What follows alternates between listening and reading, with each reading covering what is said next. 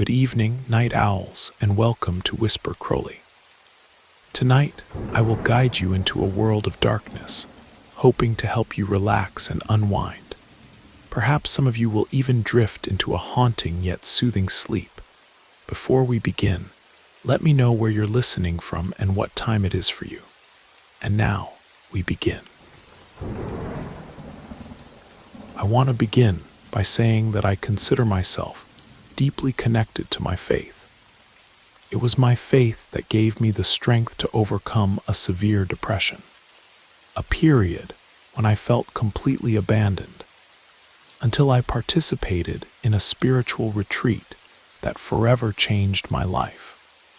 After that transformative experience, I decided to become a server, helping in any way possible at my local church in Asheville. This involvement brought me closer to the community and led me to take on increasingly important responsibilities. My dedication eventually guided me to spiritual retreats, and today I have considerable experience organizing them. However, it was a difficult process, learning the fundamental aspects needed to ensure these events run smoothly. Just last week, I had the opportunity to train new servers for upcoming retreats, which made me recall one of my first experiences and reflect on the importance of these gatherings and the risks they can involve. Interestingly, this learning experience happened in a peculiar way. It was only my second time serving at a retreat. On that occasion, we rented a retreat house maintained by a congregation of very kind nuns who, even though they didn't need to, offered to help with any task. We didn't want to trouble them, but it would have been impolite to refuse, so we allowed them to participate as much as they wished. Looking back now, I realized that without the intervention of the Mother Superior, things could have turned out quite differently. Because it was an isolated location, specifically chosen to facilitate encounters with the divine, the surroundings seemed quite different from what we were accustomed to. There was an unusual atmosphere in the mountainside retreat, surrounded only by dense forest, towering trees, shrubs, and occasionally some wildlife. It was a sparsely populated area. Our house, a kind of small farm, was miles away from the nearest neighborhood, but seemed secure enough that we wouldn't have problems with intruders. Although there were no guarantees, the nuns told us during the journey that it was rare for large animals to venture onto the property. We usually saw raccoons, squirrels, and opossums, but rarely deer or wild boars, so the risk was considered low. On the first night, while we were doing an activity with the participants, I heard strange noises coming from outside, like animals moaning and moving through the vegetation. Suddenly, I saw something that caught my attention in the direction of the wall, like there was fire outside, with an intense red glow. I was about to get up to check when one of the nuns, accompanied by one of our responsible colleagues, reassured us by saying calmly that they were already going to investigate, walking calmly toward the door so everyone would remain calm. After concluding the first day's activities and guiding the participants to rest, I decided to go outside to smoke a cigarette, accompanied by a colleague. Outside the property, we were talking about what had happened during the day when we again heard strange noises around us. They sounded like heavy footsteps, as if someone was walking there in the darkness, and it certainly didn't sound like a small animal. We both tried to see better and noticed a figure. It was a person. We approached a bit to see if it could be someone from the group, and then we realized it was the Mother Superior, an elderly woman walking calmly among the trees with something in her hands. In the silence, we could hear her humming what seemed to be something religious. Before we could react, one of the highest-ranking nuns, one of the most respected, suddenly appeared and advised us not to worry and not to interrupt the Mother Superior. We were surprised by the fact that she appeared out of nowhere, without any door having been opened. We were intrigued about where she had come from, but her presence brought us a certain security. So we slowly moved away from that spot and returned to the door. As we distanced ourselves and whispered to understand what was happening, the nun shared something that, I confess, gave me chills. Perhaps she felt comfortable opening up because she considered us organizers, or perhaps because she understood that in situations like these, it's best to be clear and direct. Don't worry, she told us something that, in that situation there in the mountains, with the Mother Superior in the distance, alone in the dark, chanting left us quite uneasy. She's driving him away because he's been prowling around here while you've been busy. I never expected to hear something like that. I asked with some hesitation how they had perceived it, or what exactly they had seen, hoping deep down that it was some kind of joke. Then she explained that despite having an infinity of religious articles there, that didn't guarantee that he wouldn't approach, because this type of presence isn't so easily frightened away. My colleague, still intrigued, questioned how they were so certain it was him. And in a response that gave us chills, the nun said that the Mother Superior was one of the few who had seen him in the eyes. And once you know that look, she said, although she spoke of the mother's experience, not her own, it's easy to recognize him wherever he is, because they are different eyes, in no way similar to human eyes. Hearing her talk like this was at the very least terrifying. When we returned inside the property where there was more light, we continued to ask questions, almost trembling. We wanted to understand what he looked like, or how they managed to identify him, and she calmly explained. He can transform into whatever he wants, yes, but according to the Mother Superior, the eyes always remain the same. He can't hide from someone who already knows his gaze. It's not like recognizing someone on the street. It's a presence that isn't pleasant at all. He can assume any appearance he desires, at least around here, but the mother knows how to identify him. We asked her if she wasn't afraid to go out at night to do things outside, to encounter him being alone, and she responded that she would never admit to being afraid, but that she understood it was something serious, that it wasn't just any task.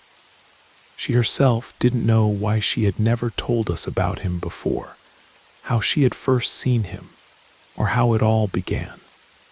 But she emphasized that she never stopped caring for the people around her. She shared a memory from many years ago, when she was still young and participated in a similar event. She didn't go into details, but told us that on that occasion, several people had very strange experiences. At first, no one understood what was bothering them that week. But at the end, the Mother Superior explained that he had tried to take someone during those days. It was then that they learned that the mother disappeared at night to protect them. In the end, everyone was fine, but the mother needed to stay in bed for a week, sleeping almost all the time, unable to get up. A priest explained that probably he, or whoever it was, had taken something from her. The nun continued telling about an experience they had at the convent years ago. They heard the voice of a sister known to all, crying for help. The nuns ran through the convent, trying to find who was screaming, until they realized the sounds were coming from outside. The strangest thing was that the sister, whose voice they all heard, was inside the convent, helping them search. When they realized this, that same voice from outside began to laugh at them. Even knowing it was something unusual, fear was inevitable. No matter how many times they had experienced such things, they never got used to it. Although the mother went out to protect them, the fear persisted. Finally, my friend asked what they would do when the mother was no longer there to protect them. She replied that someone would have to assume that responsibility, just as she did. However, she couldn't tell us how she prepared the nun who would take her place in this specific aspect. She spoke in a low tone, as if it were a secret, saying that the process was very dark and that it was necessary for someone to volunteer freely for such a mission. She added, "Don't think he's always around everywhere. Actually, it's been a while since we've seen the mother do this. And I won't lie, every time she does it, it scares us because of what it means mainly, but we understand the reason. Especially since in these retreats, there are young people who are sometimes lost. You know what I'm talking about. You've seen them here looking for something to strengthen their faith. And he notices this. That's why he approaches, trying to see what he can do." She asked us not to mention anything to the mother when she returned inside, that we should act as if nothing had happened and she had probably seen us outside. Indeed, she entered a few minutes later.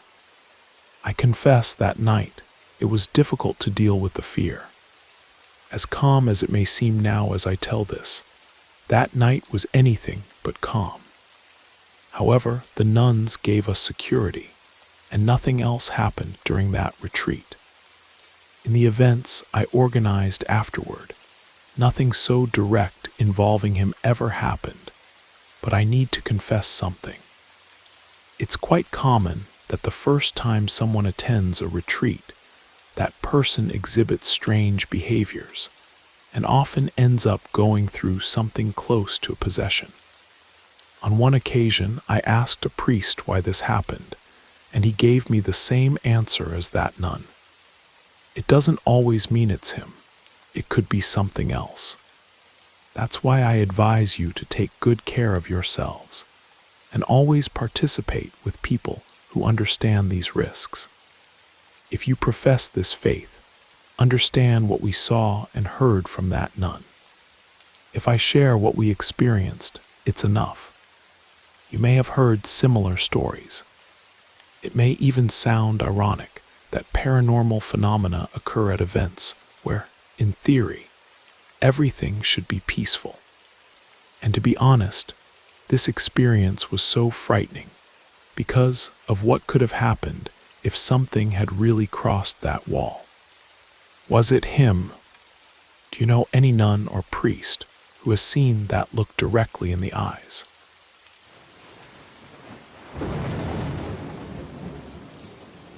I hope you enjoyed the first story.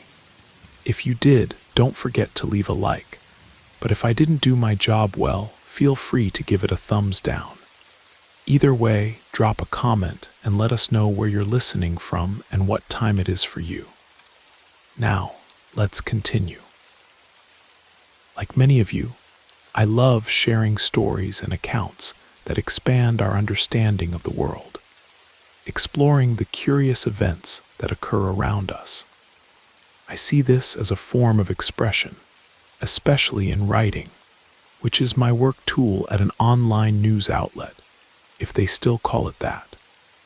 I cover various topics there, and whenever I have the opportunity, I bring these special stories. Besides that, I manage 2 Facebook pages focused on serious news, without memes or things like that. It's genuinely serious work, but not all stories are accepted by the editor, sometimes because of the topic, lack of interest, or lack of evidence to support the account. After all, if they want to establish themselves as a trustworthy outlet, They can't publish just anything. That's what they think, even if you present everything. That's why many of my stories were discarded, and I've kept some for years, partly because I'm not exactly young anymore.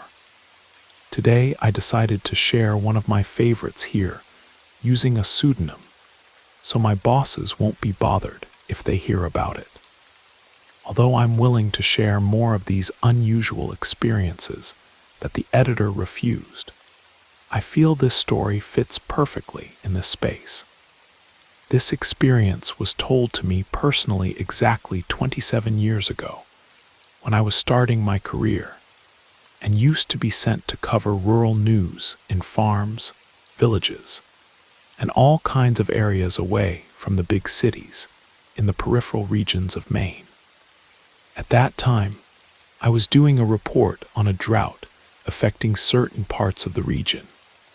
When I finished the work, I called the office asking them to come pick me up. That's how it was. They would leave me there alone, and I needed to call for them to come get me. While waiting, I went to stroll around the square of one of the small local towns, which today is quite deteriorated due to insecurity, where many people end up getting involved in shady businesses. I had approximately 45 minutes to wait. After finishing an ice cream, I entered a neighborhood store. With so few residents, it was obvious I wasn't from there. At the time, the atmosphere was peaceful. Everyone was very welcoming and communicative, especially the owner of the small store where I entered. I chatted with him to pass the time, and also to hear his opinion about the drought from his perspective. We talked about many subjects until we reached those topics that fascinate me so much: legends and the supernatural. He told me several stories from the region, some of which I've already written for the newspaper. However, what intrigued me the most, and he narrated making sure that no one entered the store, was the account of a very peculiar customer who appeared from time to always buy the same thing. I'll tell you exactly as he revealed it to me. "Young man, I'm going to tell you the most intriguing experience I've ever had here in the store," he began, eyes serious beneath bushy eyebrows. "You decide whether to believe it or not. If any neighbor came and told me this, I wouldn't believe it either, I guarantee. But this has been happening to me for years, so I can't simply ignore it. Once, sometimes twice, occasionally 3 times a year, a boy appears. He must be about 10 years old, dressed as we used to dress in the old days. Nowadays, children don't dress like that anymore. He always comes when there's no one around. Enters, never says anything, just takes a caramel from the box here, pays, and leaves. But you know what leaves me intrigued. This boy has been doing this for 30 years, and he hasn't changed at all. How could I forget? He's always wearing the same clothes, looks the same as 30 years ago, and I've never heard him say a single word, not even a thank you, nothing. No matter how much I try to make conversation. I ask his name and nothing. It's something that impacts me profoundly, seeing him over the years as if time doesn't pass for him. He enters the store, gives me a 50-cent coin, which was the price of caramels when I started selling them. But look, the years have passed and prices have gone up. For him, however, I never increase the value because he continues to give me the same 50-cent coin. Once I couldn't remove the new price tag from the box, and I remember that afternoon. He came in, saw that the price had changed, and left without buying anything. I rushed out of the store to offer him the candy for free and try to see where he was going. I swear, young man, it was only seconds between him leaving and me following him. But when I looked, he was no longer on the street, not on the sidewalks, not in the square. He had vanished. Still, compared to the rest of the story, that's what amazes me the least. 30 years, man, I swear to you. 30 years he's been coming here. And I've kept the coins, most of them. When I realized it was always him, I started keeping them. Let me get them for you to see. The old man was fascinated, and so was I. He went to his house, which was just behind a curtain, and brought a box with glass covering the coins. The coins were quite worn. You couldn't see the year on them, only that they were 50 cents. However, he assured me they were from 1971. Before, according to him, all the years were visible, without exception. He also told me that he had asked the residents of the region many times, but no one had ever seen the boy.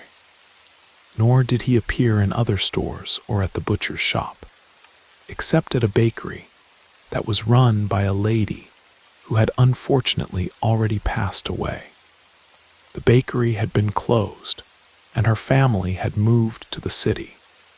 Since then, no one else had seen the boy. The old man said he couldn't explain it, that he still kept those coins as proof, and that the last time he saw the boy was at the beginning of the year I was there. But despite seeing him so many times over the decades, he had never managed to get a word out of the boy, who didn't even look him in the eyes, just took the candy, handed over the coin, and left. As I was saying goodbye, the old man thanked me for not thinking he was crazy. He seemed relieved to have someone to share this story with, and I was sincerely more than grateful that he had trusted me enough to tell me about his experience. I took photos of the box with the coins and will share them as soon as I can recover the originals. I have 2 copies. One is on a hard drive that I'm trying to repair to recover the files, and the other is a version I sent for review to the editor. Unfortunately, they rejected the publication and returned the photos with the company's watermark. It was certainly a hard blow, no doubt. That's why I don't want to risk it, because I know how they are. They don't want anyone else to publish the photos with the story, but they also don't want me to do it either. As I left the store that day, the old man called after me one last detail I'll never forget.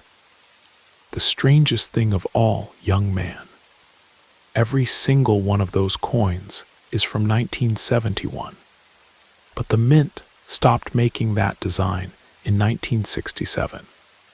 Every single one of them is impossible.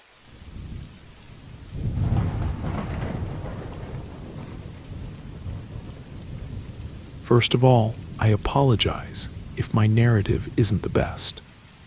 I've never been much of a storyteller, but last night my friends and I decided to go to the cinema with the intention of watching the latest Joker sequel. We didn't buy tickets in advance, and to our surprise, we arrived after the doors were already closed. Since we were already there, we thought about checking what else would be showing in the next few hours and ended up opting for Terrifier 4. None of us had heard of this film before, but it seemed intriguing enough. However, as soon as the film began, I felt a chill in my stomach. Approximately 7 months ago, I went for a run in a park that my aunt had recommended. She always mentioned how good the trail was there, and as the weather was starting to warm up, I decided to go, even though it was a bit far from home. Upon entering the parking lot, I got excited understanding why she talked so much about that place. Despite not being huge, it had a clearing with picnic tables, gazebos, and a charming playground full of children playing, all surrounded by a dense forest where the trail was found. About 20 minutes after starting my run, my earphones began signaling that the battery was running out, so I stopped to put them in my fanny pack. At the moment I was taking off my earphones, I noticed something out of the corner of my eye, and looking toward the trees, I came across a strange scene. A clown standing next to an old beige Ford pickup, holding a bunch of balloons. Our gazes met for a time that seemed endless. Without hesitation, I turned and ran back toward the parking lot. That image triggered all the alarms in my head, especially because I'm a fan of true crime stories. The feeling of dread I felt was indescribable. Upon reaching my car, I was breathless, with my chest burning and my heart racing. Only then, when I turned the key, did I notice there was a group of children celebrating a birthday in the nearby gazebo. I never felt so much relief. Apparently, the clown was there to entertain the children at the party, with his balloons and costume. I laughed at myself, still with my heart racing, and went home feeling like a real fool. I had even forgotten this episode until last night, when I saw the clown's costume in the movie. My stomach churned. The man I encountered in the forest was wearing the same outfit. I'm not sure if this costume is exclusive to the character from the film, but after some research, I'm almost certain it is. Everything was identical, down to the ridiculous hat. Now I'm terrified and don't know what to think. If I really crossed paths with someone dressed as a fictional killer clown, why would he be wearing that? And why in that isolated corner of an old park? Part of me wants to believe it was just a tasteless prank. But if it were, why wouldn't he go to a place where he would know more people would see him? After watching the film, I wouldn't be surprised if there were people out there who had a morbid adoration for Art the Clown. The thing is, when I think back to that moment in the woods, I realize something I'd blocked from my memory. When our eyes met, I distinctly remember seeing yellow irises with bloodshot whites that seemed impossibly wide. The clown's makeup was flaking in places, revealing what looked like scarred, grayish skin underneath. And the worst part, when I got back to my car that day and looked in my rearview mirror before driving away, I saw the clown again, now standing at the edge of the woods, watching me. But when I turned around to look directly, there was no one there. I've been checking the local news obsessively since watching the movie, terrified I might find reports of missing children or worse from that park. So far, nothing has turned up, but I can't shake the feeling that whatever or whoever I saw that day wasn't there for a birthday party. My aunt called yesterday, suggesting we go for a run together at that same park this weekend. I made up an excuse about a sprained ankle. I'm never going back there again.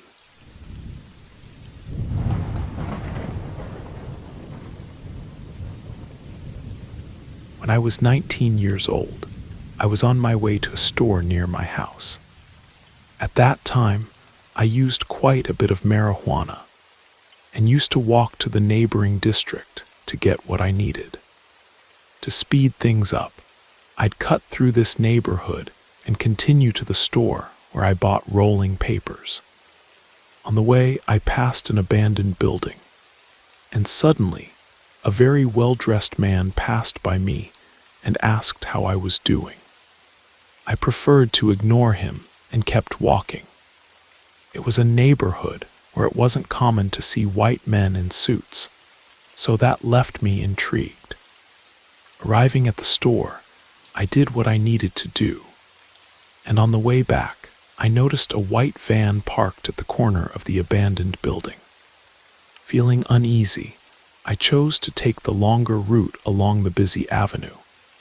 But the van approached, and the same man got out of it, grabbing me so quickly that I didn't have time to react. At the time, I weighed only about 100 pounds and didn't have the strength to face someone of that size. I tried to scream. I used my elbow to try to defend myself, but it was useless. It was then that a woman known in the town for being a heavy drug user appeared running in our direction, yelling for him to let me go. Strangely, the man dropped me to the ground and fled. Almost a decade later, I've never forgotten that day. Today, whenever I see this woman around town, I stop to offer her something to eat. I even paid for her to enter a rehabilitation program. And it seems that now she's doing well, reunited with her granddaughter and working. Perhaps this story isn't as terrifying as others, but since then, I've promised myself that I would never walk alone again. But there's more to this story, something I rarely share. The woman who saved me that day, Mariah. She wasn't just a random passerby. A few weeks after the incident, I tracked her down to properly thank her. What she told me turned everything upside down. I was supposed to be there, she said, her eyes clear and lucid despite her addiction. I dreamed about it 3 nights in a row, a girl with your exact hair, that exact corner, that exact white van.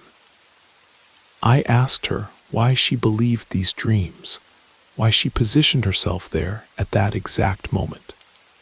Because 22 years ago, my little sister disappeared. They found her body 2 weeks later. She was taken by a man in a white van from the corner of Maple and 4th. She paused, her hands shaking slightly. The police never caught him. For years, I've had these dreams. Warnings. Sometimes I make it in time. Sometimes I don't. I couldn't speak. The implications were too horrifying. Had this man been operating for decades? Were there other victims? Other survivors? Have you told the police about what you see? I finally managed to ask. She gave a bitter laugh. Who's going to believe the neighborhood junkie? I tried once. They took my statement, and I never heard another word. Later that week, I went to the police station myself, reported what happened. Gave a description of the man, the van, everything I could remember.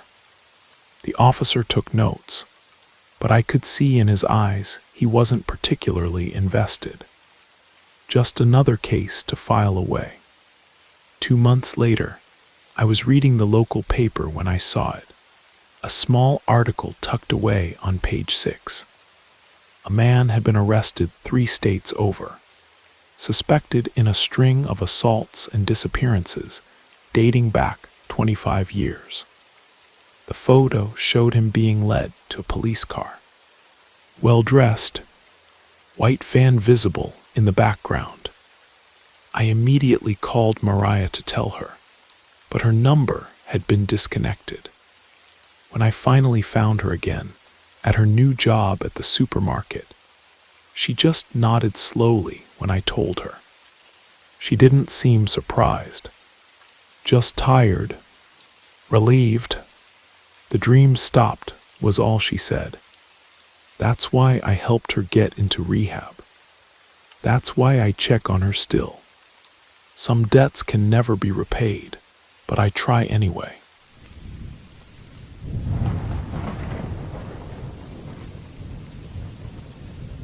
To give some context before I begin, I'm a practitioner of LARP, or live action role play, which is basically when we spend the weekend in a forest dressed as characters from medieval fantasy, interacting with other participants.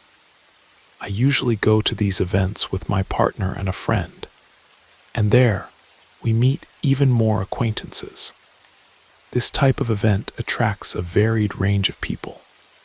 But to be honest, the overwhelming majority, about 99.9%, are really incredible people. Until then, I had never had the displeasure of encountering that 0.1% that escapes this rule. And honestly, I wish it had stayed that way.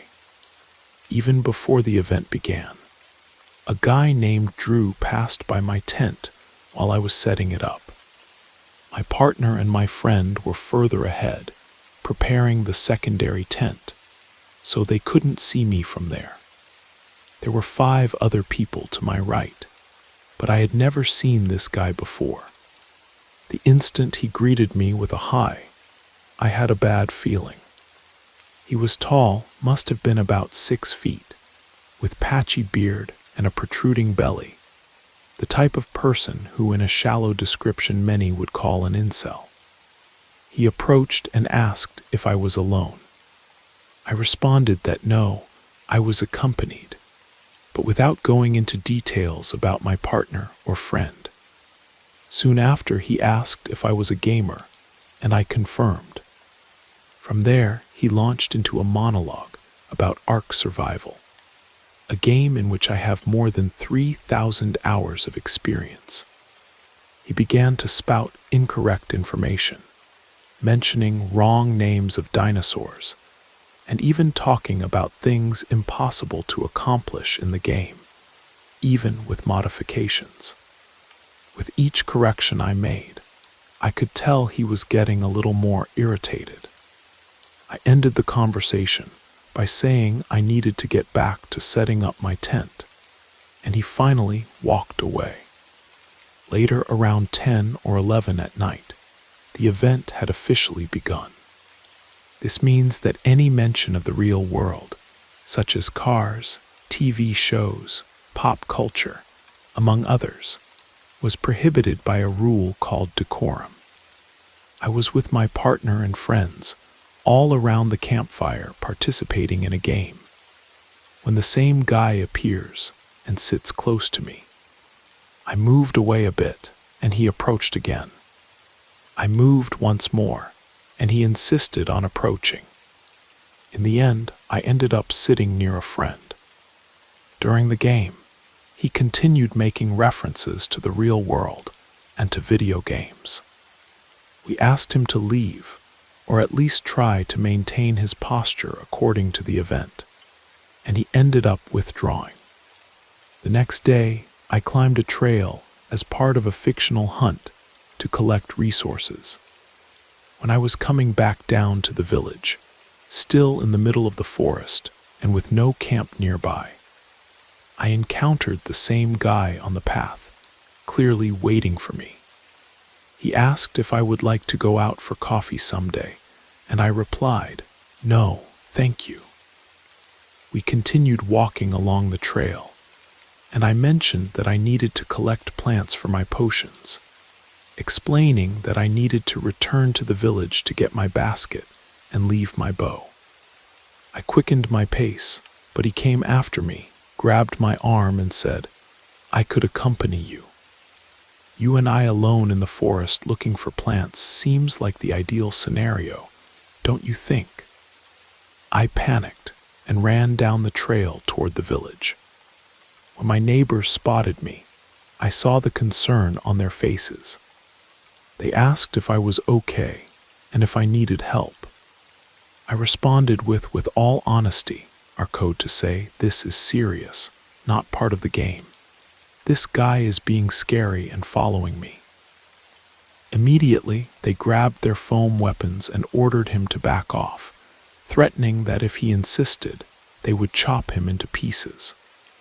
I stayed beside them for a few minutes until my breathing calmed down, and then I went on to enjoy time with my friends. Night fell, the event continued to be lively with battles and encounters happening. And around midnight, I decided to go to the bathroom. Since 7 in the evening, I hadn't crossed paths with him. On the way back, amid the darkness, he suddenly appeared coming out from behind a bush and pressing me against a tree. With a tone of disappointment, he said he didn't understand why I would be misleading, and questioned why I could hold one guy's hand or hug three others, but not him. I responded that I hold my fiancé's hand and hug my friends, and he's neither one thing nor the other. I also told him to stop acting like this, using the "with all honesty" phrase again.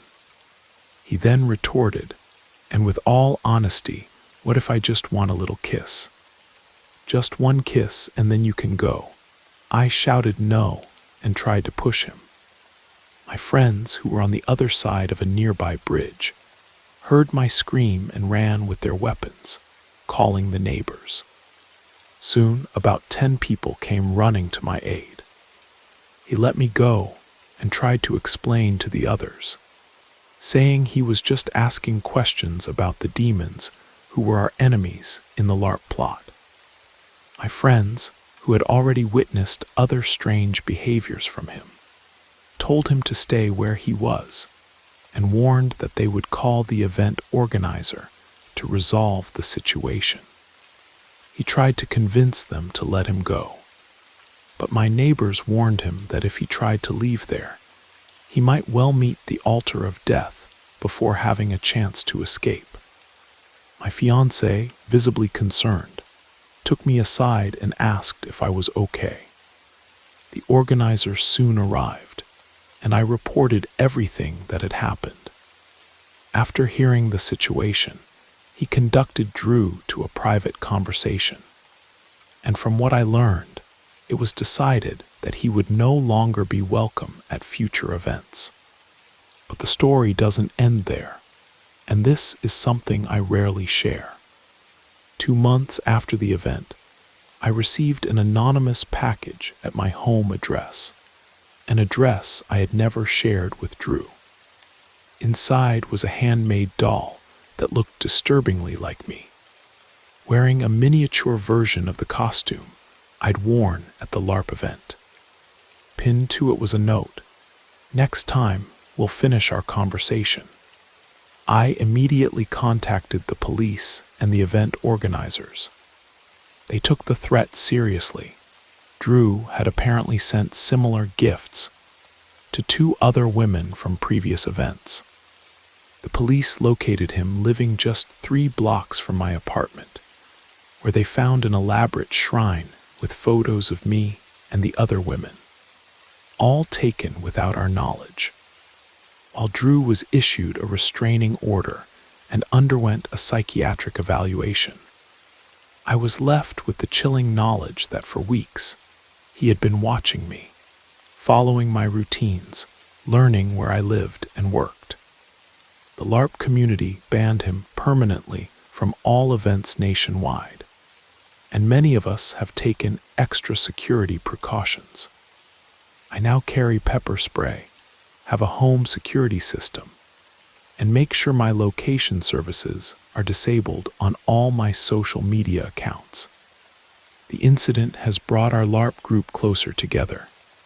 We now have explicit codes of conduct and safety protocols, but I still look over my shoulder when I walk alone, and sometimes, when I'm hiking through the woods during an event, I can't help feeling like someone's watching me from between the trees.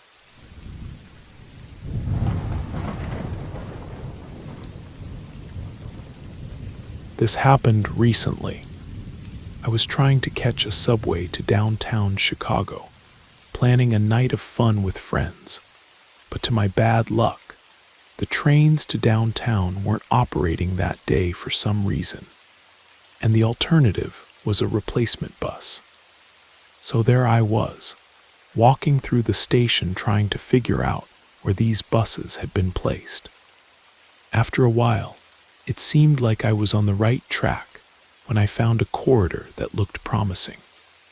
I heard accelerated footsteps behind me, turned, and found a Middle Eastern man who stopped beside me.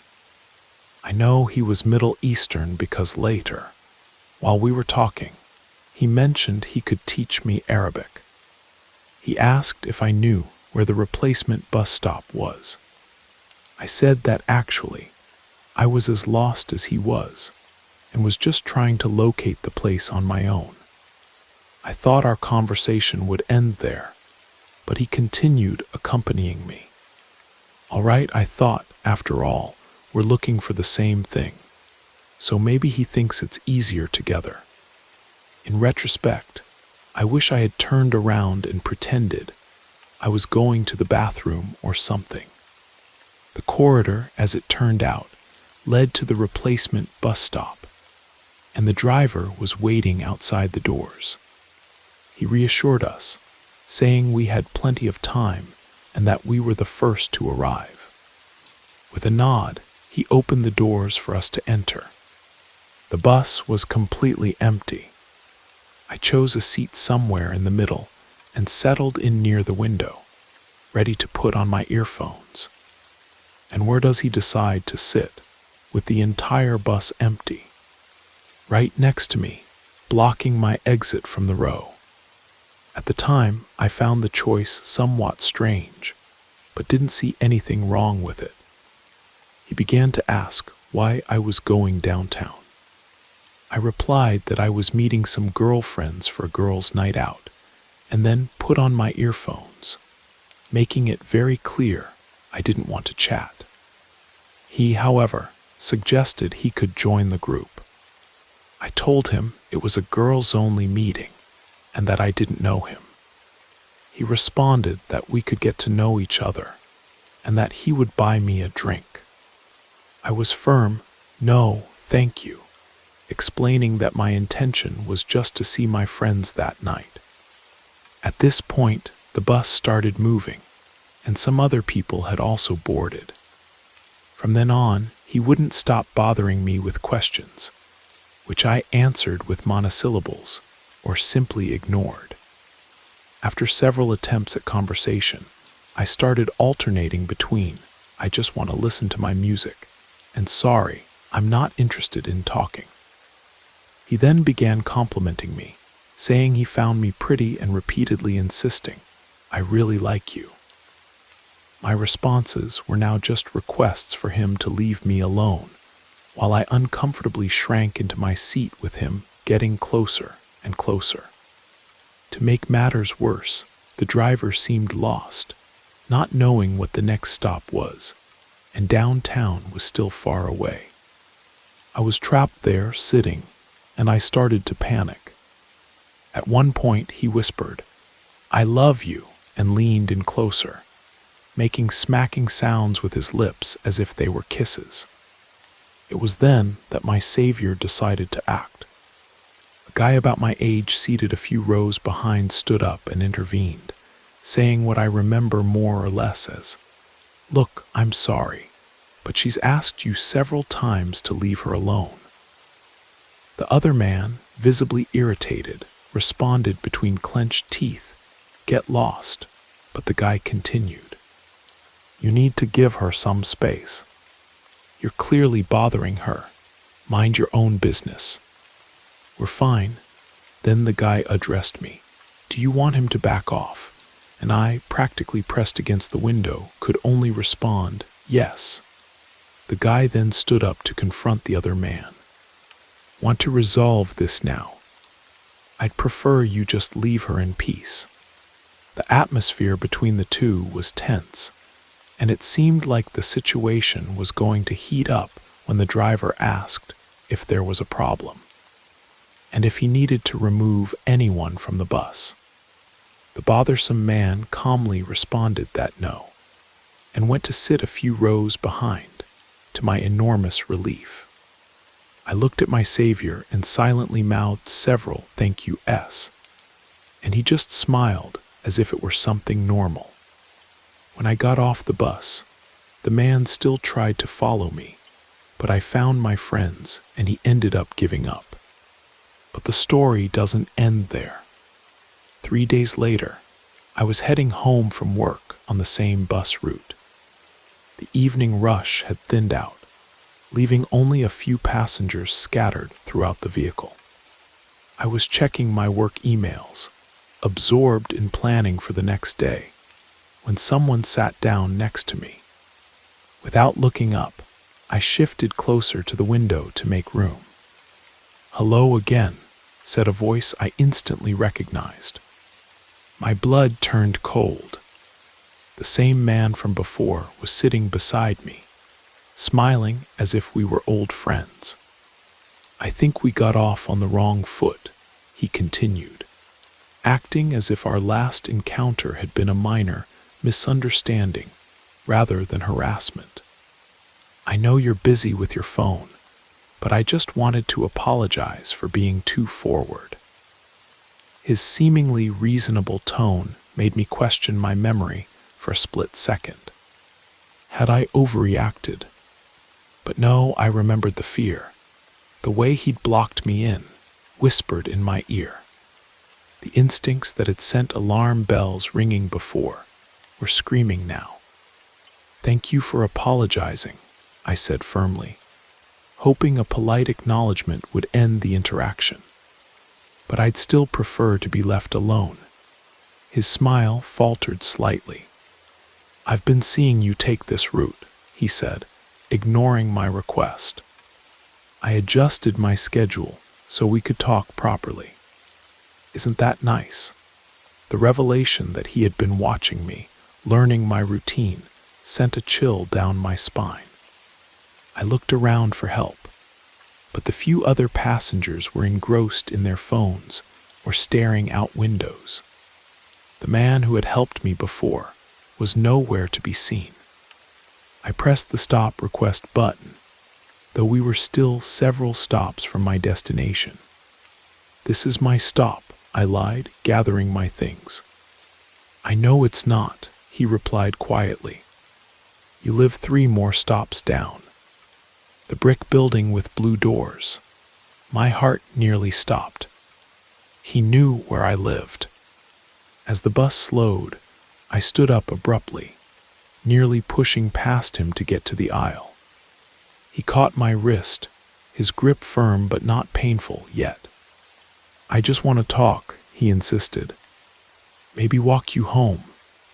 "Let go of me," I said, loudly enough that a couple of heads turned our way. The bus doors opened. I yanked my arm free and practically ran off the bus, not looking back to see if he followed. I ducked into the first open business I saw, a crowded coffee shop, and called a rideshare service from inside, watching the street through the window. I didn't see him, but that didn't mean he wasn't there. When my ride arrived, I had the driver take me to a police station where I filed a report. The officer was sympathetic, but not optimistic.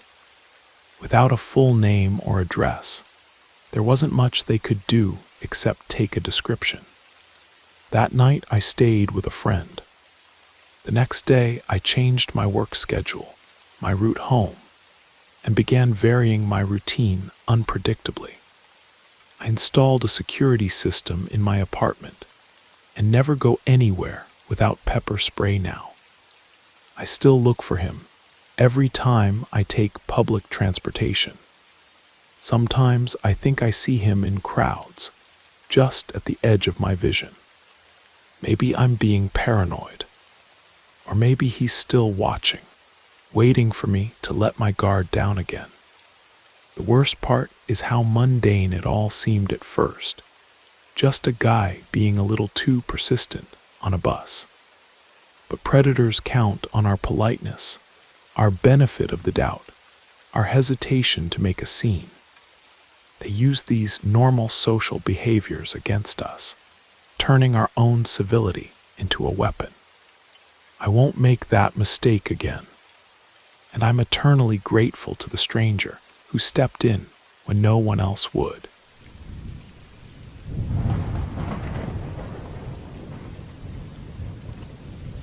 Okay, this happened not too long ago. I've set aside the fear, but the anger remains. My pizza was stolen. In my town, there's a rumor about a guy who supposedly isolated himself in the dense forest, that surrounds the outskirts. I always doubted the story because I often take drives at night and never saw anyone who resembled a hermit in the woods. Today, by coincidence, I decided to take the car for a spin. I passed by a pizzeria, and with hunger gnawing at me, I decided to grab a pizza before heading back home. I planned to arrive, savor the pizza, and play some Minecraft because I've been hooked on the game lately. After paying, I was heading toward the car, holding the pizza in one hand and my phone in the other, texting a friend to see if he wanted to play Minecraft with me. When I looked up to cross the street to the parking lot, I noticed something under the car. It was like a stain or dark shadow. I put my phone away and took out my keys, unlocking the car to see if I could scare whatever was there. I thought it might be a cat or a dog that had approached, but when I unlocked it, nothing happened. No animal running away, nothing. The shadow seemed to form on the driver's side, so to enter, I would have to investigate what it was. I put the keys back in my pocket and activated my phone's flashlight to see better. I walked to the driver's side, and when I illuminated the area, I saw him. The dirty and naked figure of a man with enormous eyes fixed on me. He was crouched, trying to hide. I'm the type who doesn't get scared easily, but this guy froze me to the core. He looked like he had rolled in mud and was covered with a crust of dried dirt. His eyes were terrifying, red and almost bulging, intensely fixed, and of course, he was naked. In the shock, I jumped backward, dropping the pizza, which fell to the ground opened. I began to back away slowly, yelling for him to get away from the car. He looked at me, then at the pizza, and back at me, tilting his head in a strange way. Suddenly, he leaped toward the pizza like a hungry dog, grabbed it, and ran off down the street. I suppose he fled to those very forests, but I didn't want to look at where he went. I locked the car and returned to the pizzeria, where I stayed for a while. The attendants didn't pay much attention to what I told them, but I know what I saw. When the shock diminished, I realized the man had simply taken my pizza. Anger took over. After all, I was eager to eat. I ordered another pizza, and this time I went straight to the car, put it on the passenger seat, and drove home. As soon as I arrived, I locked doors and windows, and even the door to my bedroom. I still feel a bit of tension, so I think I'll play Minecraft until dawn to calm my nerves. But something strange happened later that night. I was deep into building a fortress in Minecraft, the new pizza half-eaten beside me, when I heard a scratching at my bedroom window. At first, I ignored it, probably just a branch from the oak tree that needed trimming. But then the scratching became more deliberate, rhythmic, almost like someone trying to get my attention. I kept the lights low and peered through a crack in the curtains. There, illuminated only by the faint moonlight, was a face. The same face, those unnatural, bulging red eyes staring directly at me. But this time, I noticed something I hadn't before. Behind the caked mud and filth, there were markings on his skin, not tattoos, but strange, symmetrical patterns that seemed almost not human.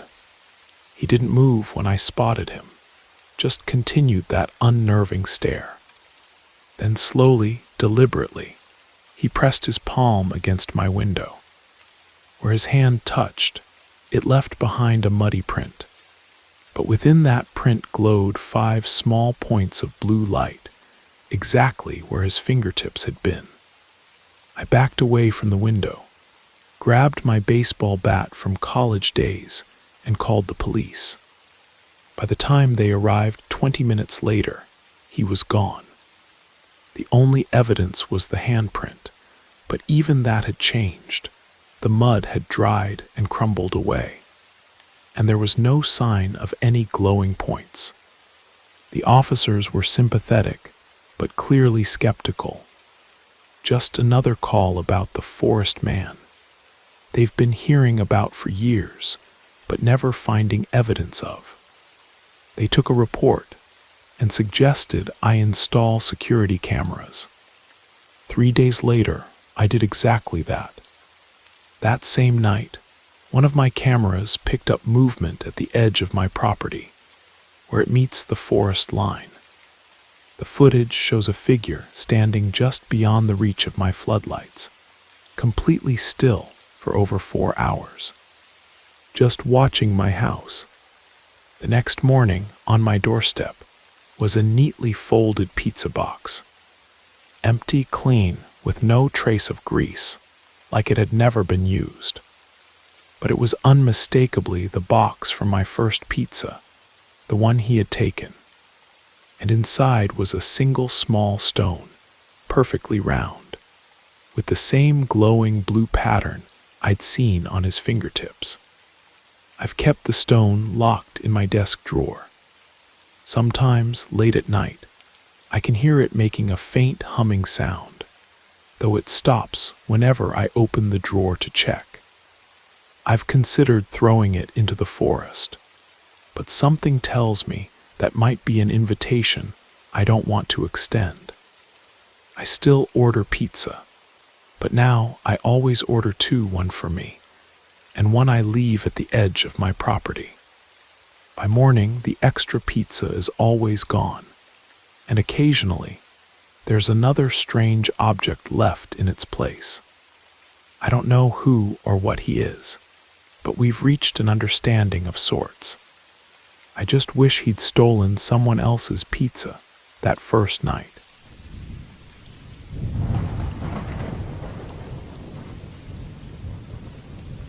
This happened recently.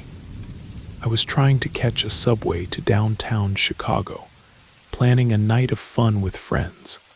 But to my bad luck, the trains to downtown weren't operating that day for some reason, and the alternative was a replacement bus. So there I was, walking through the station trying to figure out where these buses had been placed. After a while, it seemed like I was on the right track when I found a corridor that looked promising. I heard accelerated footsteps behind me, turned, and found a Middle Eastern man who stopped beside me. I know he was Middle Eastern because later, while we were talking, he mentioned he could teach me Arabic.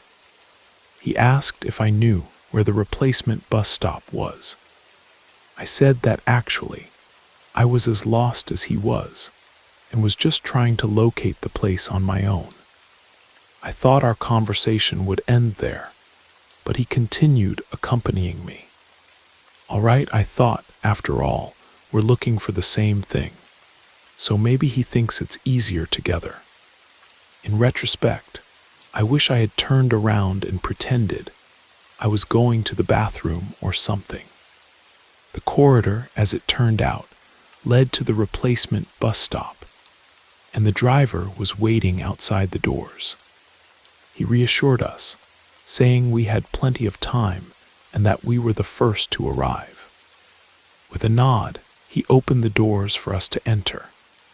The bus was completely empty. I chose a seat somewhere in the middle and settled in near the window, ready to put on my earphones. And where does he decide to sit, with the entire bus empty? Right next to me, blocking my exit from the row. At the time, I found the choice somewhat strange, but didn't see anything wrong with it. He began to ask why I was going downtown. I replied that I was meeting some girlfriends for a girls' night out, and then put on my earphones, making it very clear I didn't want to chat. He, however, suggested he could join the group. I told him it was a girls-only meeting and that I didn't know him. He responded that we could get to know each other and that he would buy me a drink. I was firm, no, thank you, explaining that my intention was just to see my friends that night.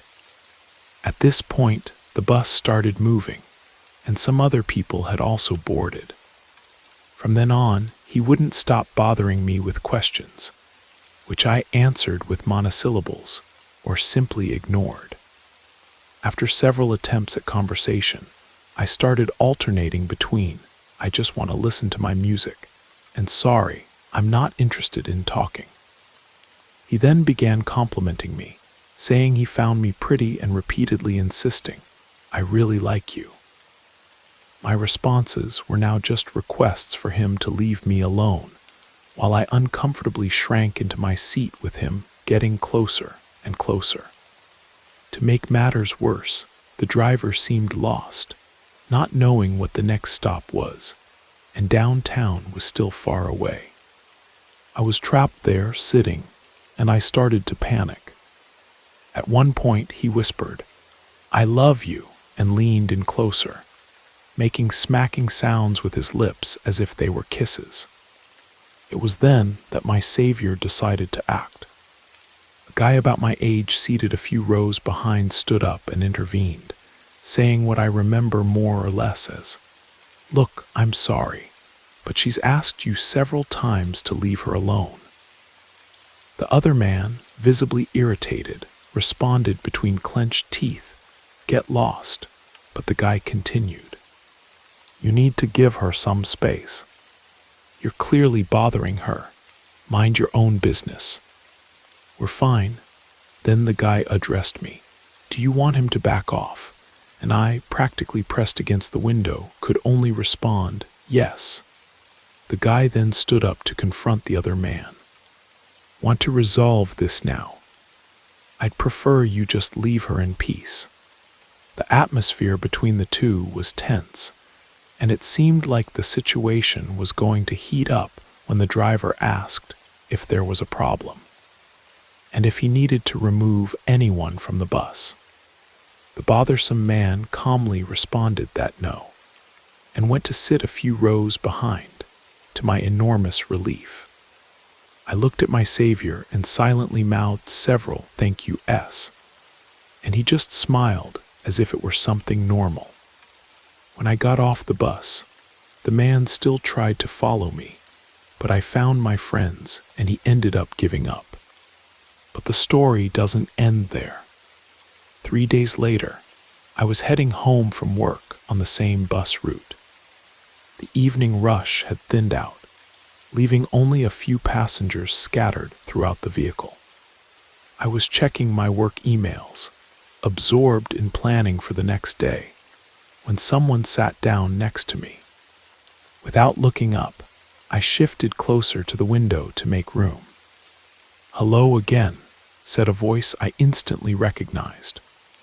My blood turned cold. The same man from before was sitting beside me, smiling as if we were old friends. I think we got off on the wrong foot, he continued, acting as if our last encounter had been a minor misunderstanding rather than harassment. I know you're busy with your phone, but I just wanted to apologize for being too forward. His seemingly reasonable tone made me question my memory for a split second. Had I overreacted? But no, I remembered the fear. The way he'd blocked me in, whispered in my ear. The instincts that had sent alarm bells ringing before were screaming now. Thank you for apologizing, I said firmly, hoping a polite acknowledgement would end the interaction. But I'd still prefer to be left alone. His smile faltered slightly. I've been seeing you take this route, he said, ignoring my request. I adjusted my schedule so we could talk properly. Isn't that nice? The revelation that he had been watching me, learning my routine, sent a chill down my spine. I looked around for help, but the few other passengers were engrossed in their phones or staring out windows. The man who had helped me before was nowhere to be seen. I pressed the stop request button, though we were still several stops from my destination. "This is my stop," I lied, gathering my things. "I know it's not," he replied quietly. "You live 3 more stops down. The brick building with blue doors." My heart nearly stopped. He knew where I lived. As the bus slowed, I stood up abruptly, nearly pushing past him to get to the aisle. He caught my wrist, his grip firm but not painful yet. "I just want to talk," he insisted. "Maybe walk you home." "Let go of me," I said, loudly enough that a couple of heads turned our way. The bus doors opened. I yanked my arm free and practically ran off the bus, not looking back to see if he followed.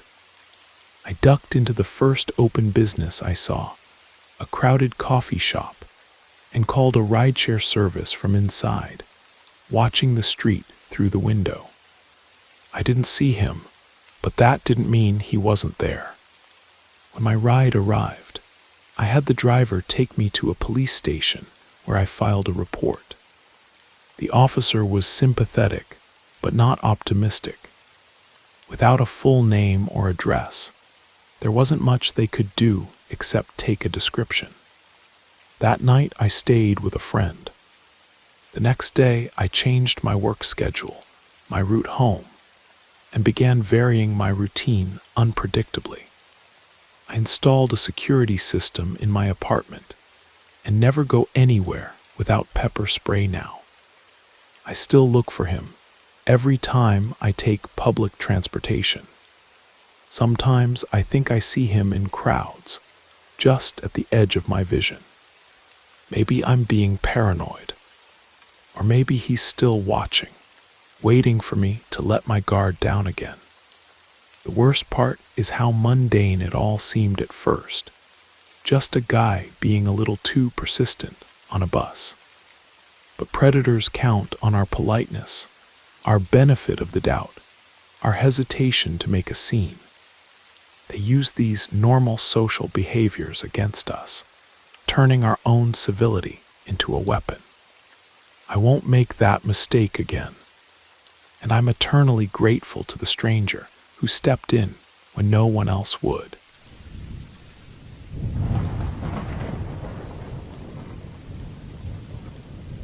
This happened about 7 or 8 years ago.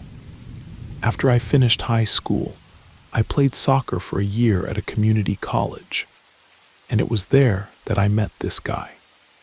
He worked in the sports department and was also a student. On Tuesdays and Thursdays, I had a 1-hour break between one class and another. He saw me in the library and asked what I was doing there. I explained that I had some free time, and then he began to appear regularly to keep me company.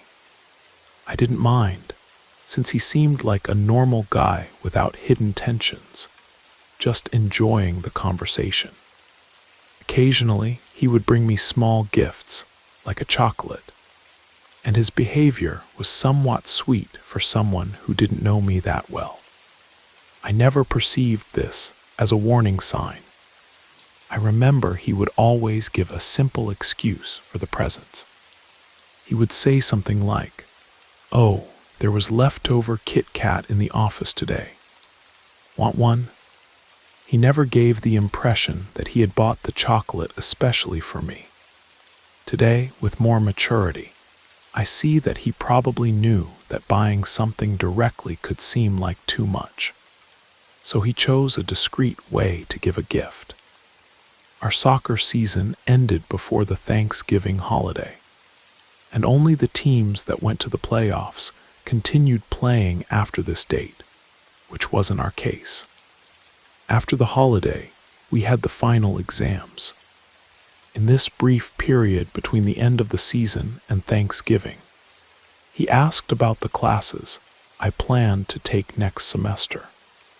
At that time, I wasn't very organized with course registrations, and to be honest, I didn't even know for sure what to do.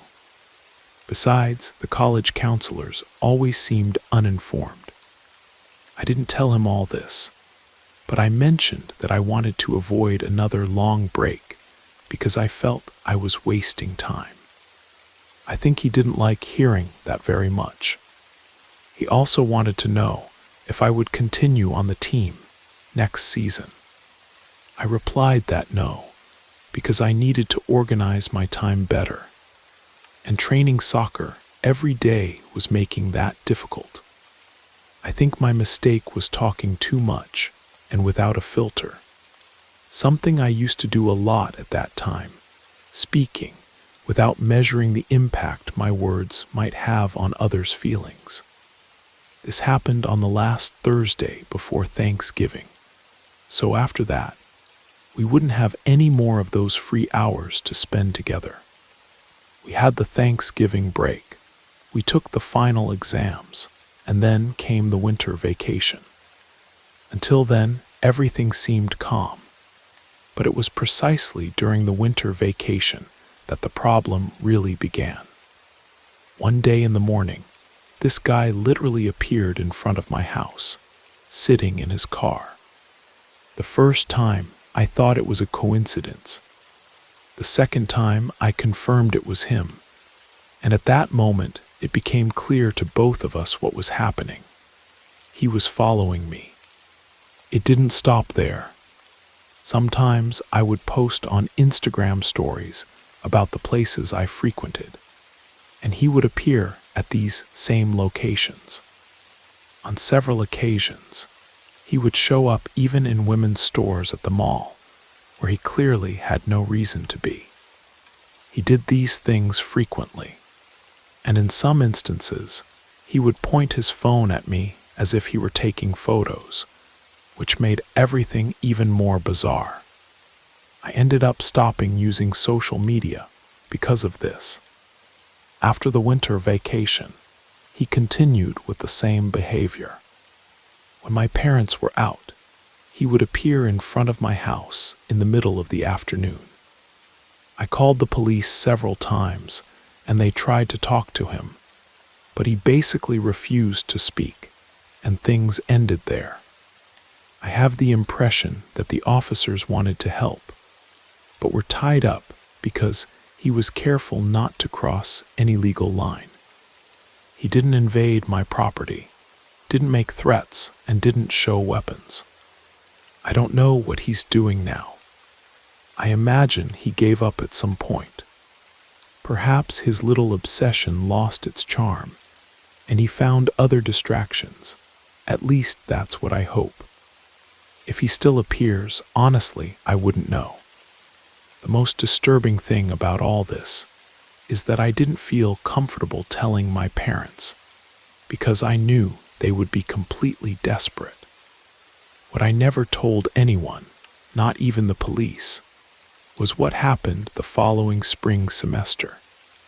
I had changed my schedule completely to avoid any possibility of running into him, dropped the soccer team, and even started using a different entrance to campus. I thought I was being paranoid until I found the notes. They started appearing in my textbooks, little yellow post-its with messages like "missed you in the library today" or "blue looks good on you." At first, I thought they were from a classmate, maybe someone with a harmless crush. But then I found one that read, "You shouldn't have changed your schedule." I liked our Thursdays. My hands trembled as I realized he somehow had access to my belongings.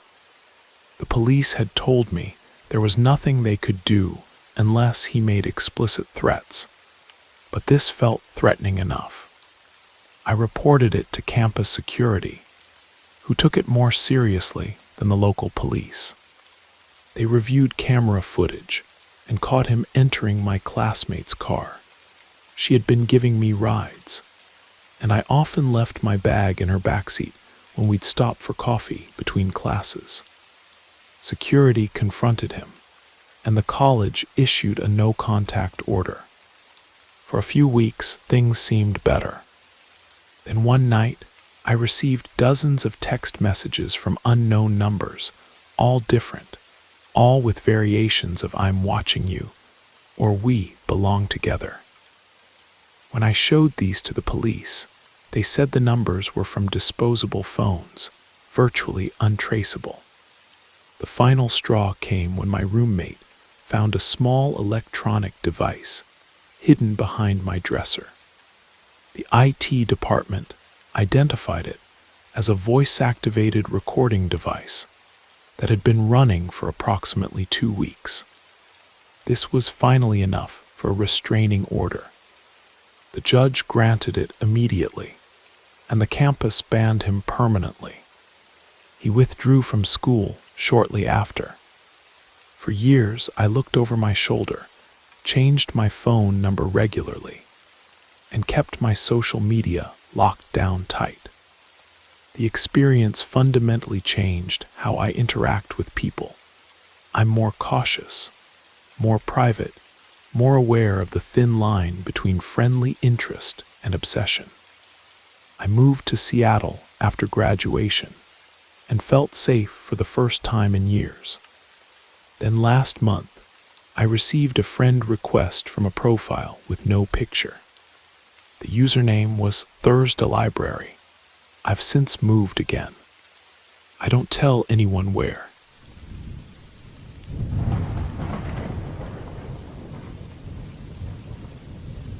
Last year, I started law school in Boston. I had never lived in a metropolis before, so the experience of living in a huge city with more than 4 million inhabitants made me very excited. Since childhood, I knew I had a half-sister living in Boston, but my parents harbored an inexplicable grudge against her, which made the subject practically forbidden. Of course, I searched for her on social media and knew what she looked like physically, but that was it. We had never met in person, and she was quite discreet online, so I didn't have much access to her life. Until unexpectedly, during my first year in law school, I received a friend request on Facebook from my sister. The profile seemed authentic, with real friends and a photo of her that matched what I knew. She sent me a message, inviting me to a casual meeting in a park with some friends. It would finally be our chance to meet face to face. I was still new to Boston, and even now, I know little about the places that are best avoided at night. The idea of seeing her made me excited, but also very nervous.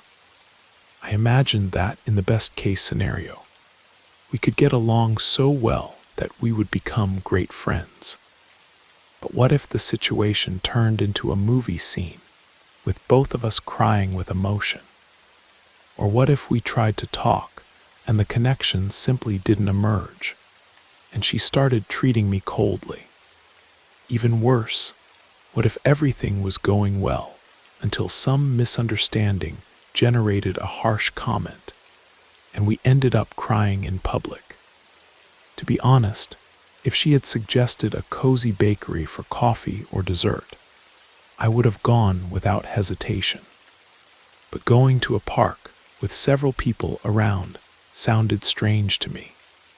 I felt the moment was too special to happen amid so many people.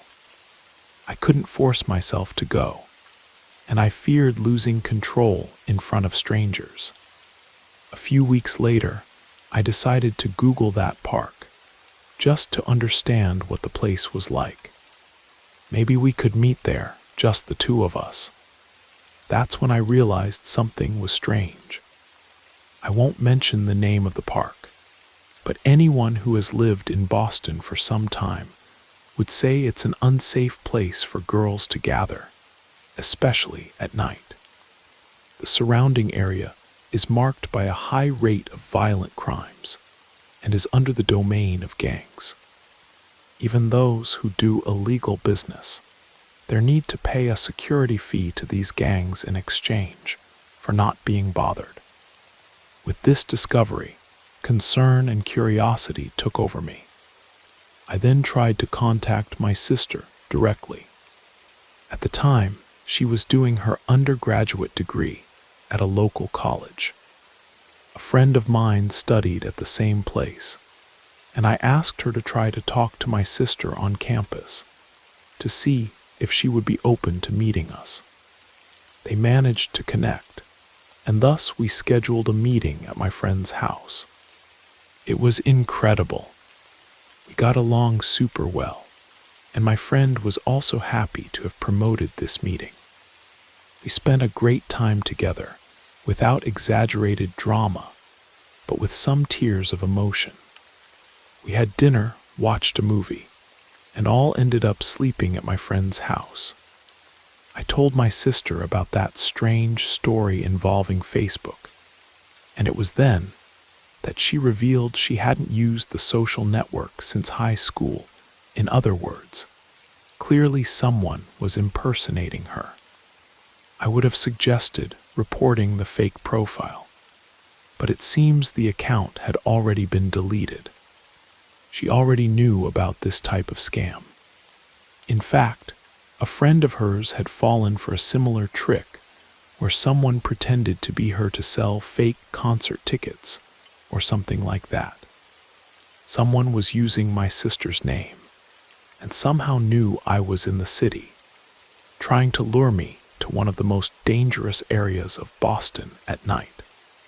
I have no idea what they intended, and I don't even know if I want to find out. Having finally met my sister after so long was wonderful, but all the context around it was scary. But there's something even more disturbing that I discovered later, something I didn't share with my sister because I didn't want to frighten her.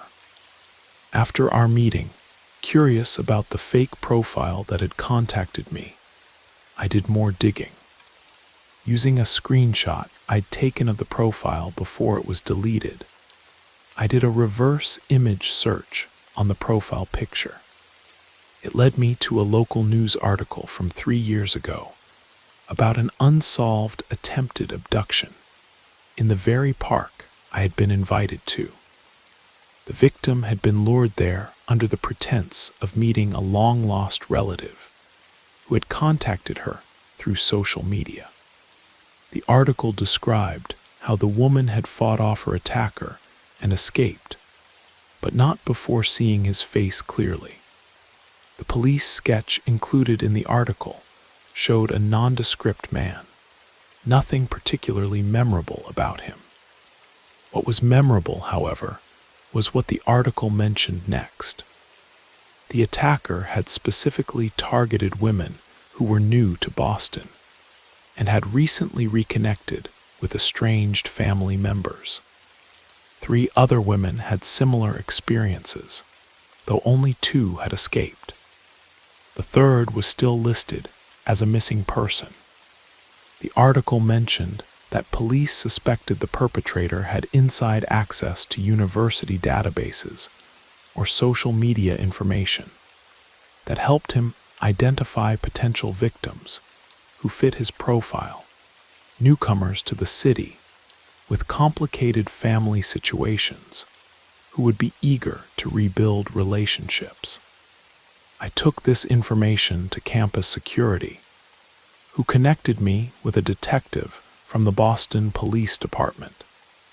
The detective informed me that they had been tracking this individual for some time, but had little to go on. They believed he used multiple fake profiles, deleted them quickly after making contact, and possibly had help from someone with access to student records. The most chilling part, the detective showed me a list of addresses where victims had been contacted.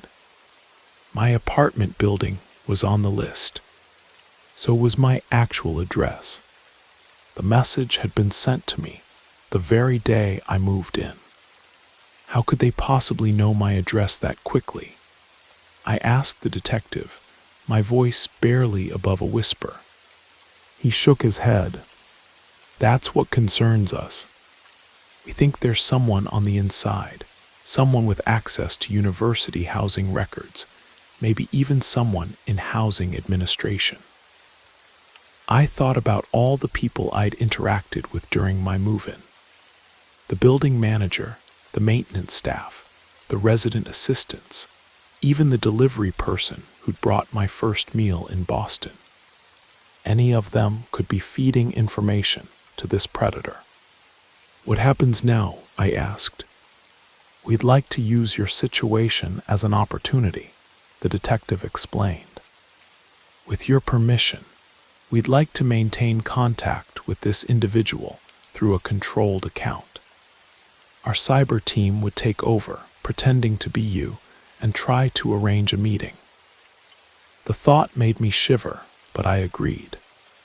For 3 weeks, police technicians operated a fake account in my name, expressing interest in meeting at that park, but always finding reasons to delay.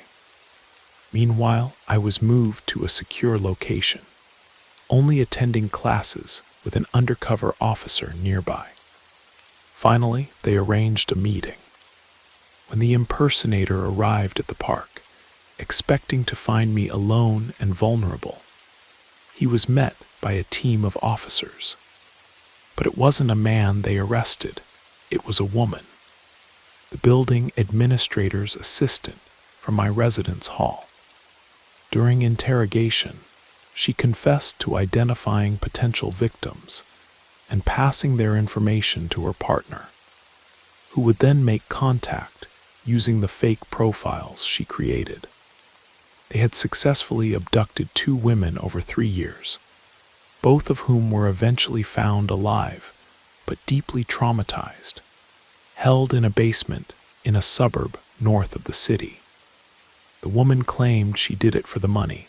Her partner paid her $5,000 for each successful acquisition.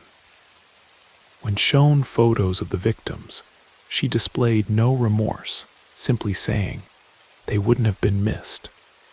That's why we chose them. My sister and I are close now. She transferred to my law school the following semester, and we share an apartment with a sophisticated security system. We never discuss the case publicly. The trial is still ongoing, and we've both received threats from associates of the defendants who remain at large. Sometimes I wonder what would have happened if I'd gone to that park that night. Would I have become another statistic? Another victim?" The thought keeps me vigilant, even now. The most unsettling revelation came during the pretrial hearings. The defendants had extensive files on potential victims, including family photos that could only have been obtained from private social media accounts or personal devices. Among these files, they found pictures of me as a child with my parents, pictures I had never posted online, pictures that would have been impossible for them to access unless. The investigation is still trying to determine how deep this network goes, and who might have had access to my family's private photos. Until they do, neither my sister nor I feel completely safe. Every new person we meet, every friendly face, carries the shadow of doubt. Are they connected to the people who tried to separate us permanently? This is why I still look over my shoulder. This is why I never post my location. This is why, when I meet someone new who seems to know too much about me, I make an excuse and leave. Because in this era of oversharing and digital footprints, the most dangerous predators aren't lurking in dark alleys. They're hiding behind friendly profile pictures, armed with information that should be private, waiting patiently for the perfect moment to strike.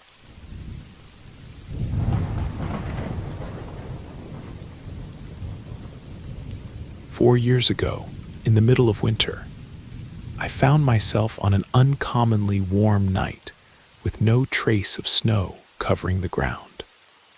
I left my apartment around 8 in the evening for my daily walk, a habit I maintained due to my night shift that always messed up my schedule. That night, I decided to cross the bridge toward the neighboring town. To better situate you, I was a fairly tall guy with a reasonably strong physique and was in my 20s at the time. Walking at night never caused me concerns. Back then, I felt safe doing it with my headphones adjusted. Heading toward the bridge, the first 20 minutes were peaceful. I passed by some old constructions, a mediocre Mexican restaurant, another excellent one, a gas station with a dubious appearance, some new and sophisticated residential buildings, until I reached the river. There I enjoyed the view of lights reflecting on the dark water, still not frozen, flowing calmly. I crossed the bridge and pressed the pedestrian button at a four-way intersection. I noticed there was someone on the opposite corner, the only person I saw that night. They seemed to be standing without purpose, and I imagined they might be waiting for an Uber, since they weren't showing signs of waiting for the traffic light. The normally noisy street during the day was now enveloped in silence. When the signal opened, I crossed the street in their direction. As I approached, I noticed they were casting quick glances at me, but immediately looking away, a gesture that seemed a bit embarrassed. They did this several times, which made me think they might be uncomfortable with my presence. So I tried to put myself in their shoes, understanding that the situation could be unsettling. Just the two of us there on a poorly lit street. As I passed by them, I noticed their clothes, especially because they appeared to be cold. They wore a knitted beanie with flaps, a sweater that seemed too thin for that season, tight jeans, and carried on their back a plastic backpack with children's designs. At a glance, I thought it might be a teenager, but looking more closely, I noticed they must have been in their 30s. They had short, light brown hair, fair skin, and were thin with an average height. I was a head taller than them. I continued on my way, passing by some tall hotels that lined both sides of the street, until I reached a central park. During the day, that place would be full of tourists and residents. But that night, at an unusual hour and amid the pandemic, it seemed like I was the only person in the city. As I walked through the park, I observed the trees decorated with lights, crossing the center until I realized I was halfway through the journey. I then decided to circle around the old stone and marble library to return to the bridge. Turning the corner of the library back to the street I came from, I almost collided with a person coming in my direction. To my surprise, it was the same person I had crossed paths with a few minutes ago. With my headphones still in noise cancellation mode, I lowered one side and muttered a sort of apology. They didn't say anything, just took a step back and positioned themselves under the light of a lamppost, avoiding looking directly at me. From time to time, they would cast those quick glances, the same tick I had noticed before. I put my headphones back on, nodded a good night, and headed toward the pedestrian crossing. Rationally, I thought they must be going in the direction I had come from, considering we almost bumped into each other following opposite paths. However, a voice inside me suggested otherwise, and upon turning to check, I saw that they were following me, their long strides surprisingly agile. I found that strange, but preferred to observe them discreetly out of the corner of my eye. Soon I reached the pedestrian crossing, and while waiting for the signal they approached, passed by me and stopped ahead. A car passed by, and meanwhile they crouched near their backpack, rummaging through it hurriedly and casting furtive glances at me. Pausing the podcast I was listening to, I tried to better capture what they were doing. There was something about their gestures that seemed staged, as if they were just pretending to look for something. They barely looked inside the backpack, and the movements were careless, almost like a poorly rehearsed act. Something in the way they continued to stare at me. Everything seemed out of place. The signal opened, and I began walking quickly, but they were faster. Suddenly, they stood up, racing ahead toward the museum, and throwing the half-open pink backpack over their shoulder. Their silhouette disappeared into the darkness, beyond the reach of the street lights. I breathed in relief, hoping that it was over. With no sign of them for a few minutes, I relaxed a bit and restarted my podcast. After the museum, there was a poorly lit stretch of sidewalk in front of a low building with mirrored windows. I was almost reaching the bridge while advancing.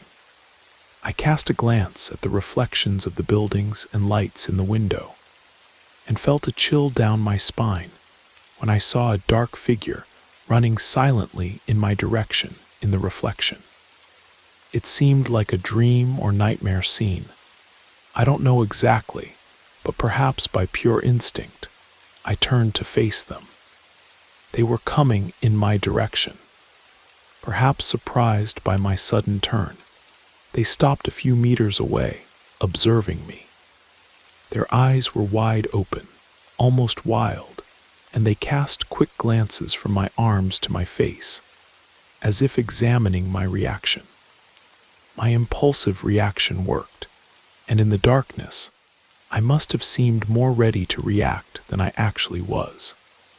They were holding a small object firmly in one of their hands, but kept it at their side and under the shadow of the building.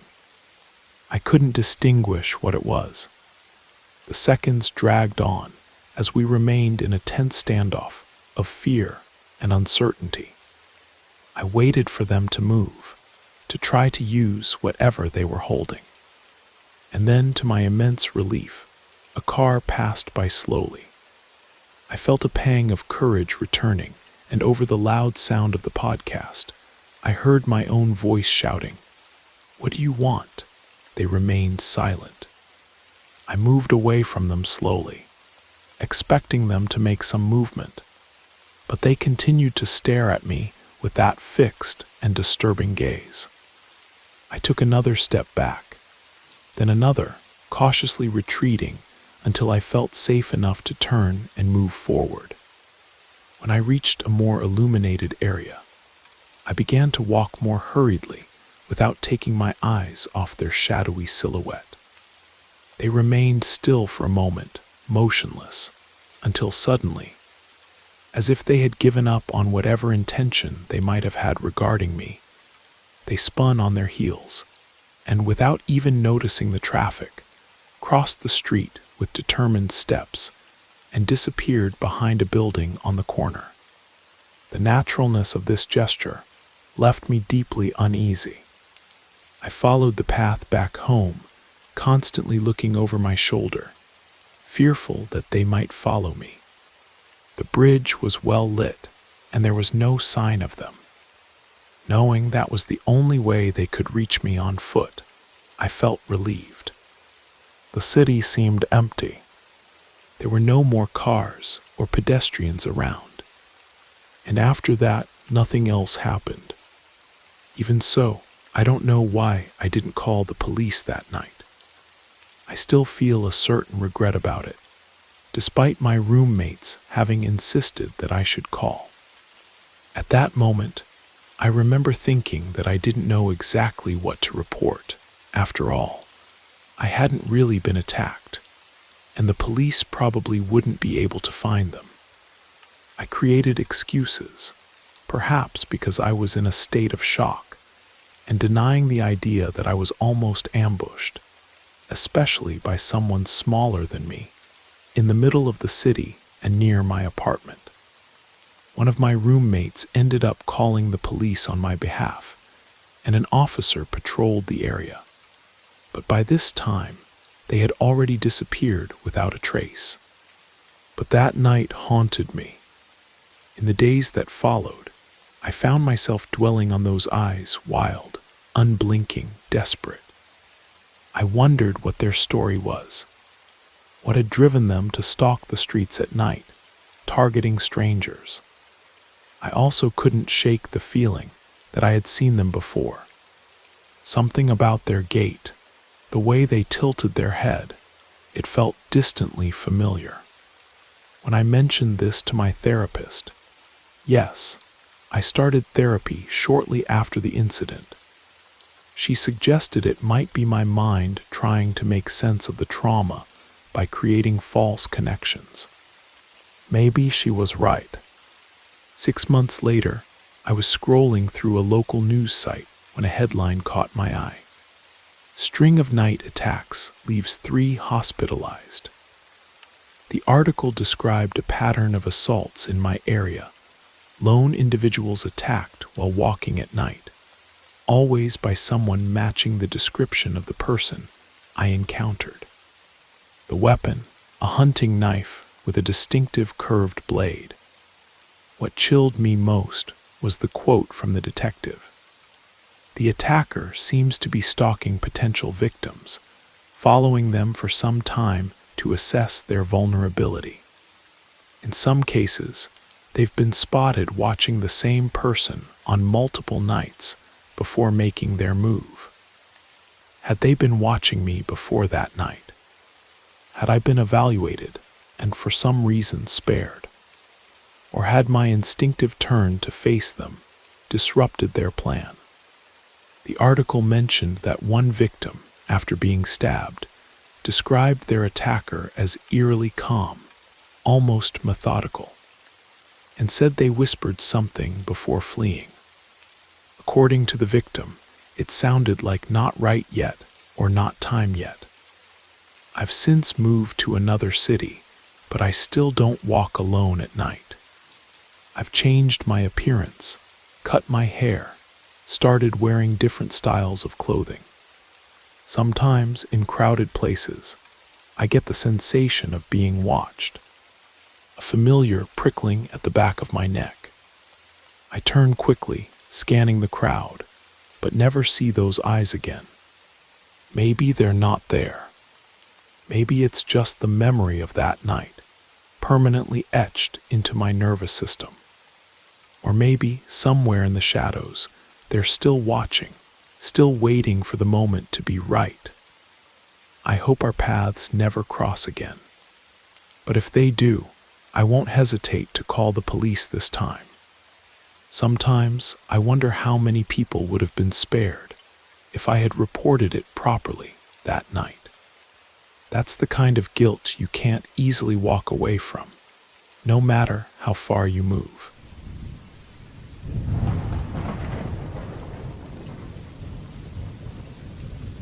My name is Henry, and what I'm about to share happened 6 years ago at the end of October. I had just started working at a gas station on the outskirts of Millfield, a small town where I'd moved to start fresh. My friends had planned this massive Halloween party for the 31st, but since I was the new guy, I hadn't accrued any time off yet. So there I was, stuck working the night shift while everyone else was out celebrating. I tried to make the best of the situation, spending most of the day handing out candy to neighborhood kids and watching classic horror movies. I started my shift around 8 in the evening. The streets were eerily quiet by then.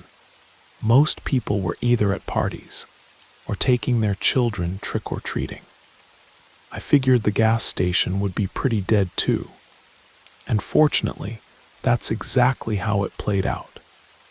In the first hour, only a handful of cars stopped by. As 10 o'clock approached, even that trickled to almost nothing. The roads were practically deserted, with just an occasional police cruiser making rounds every 15 minutes or so. Otherwise, the night outside was deathly still. I didn't mind the slow pace, but scrolling through my phone and seeing everyone's Halloween festivities on social media started to make me feel a bit melancholic. To keep busy, I decided to restock the shelves with some boxes from the storage room.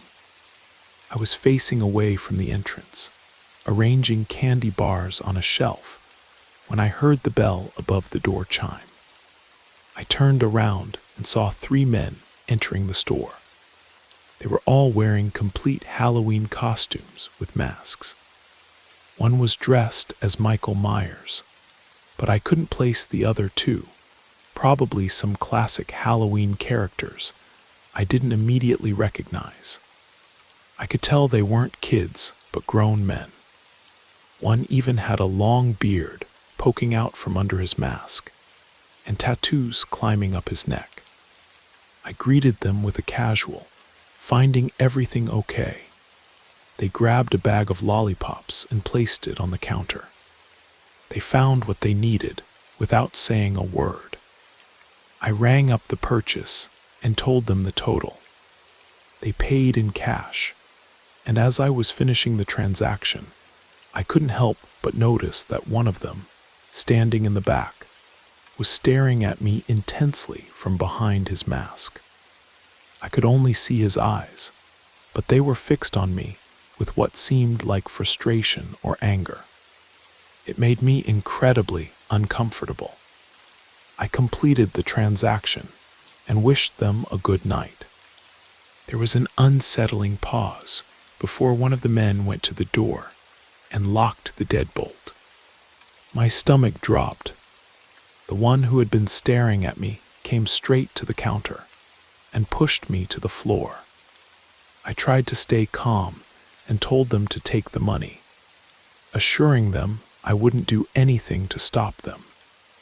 However, another one of the men came around the counter, but he didn't go for the cash register.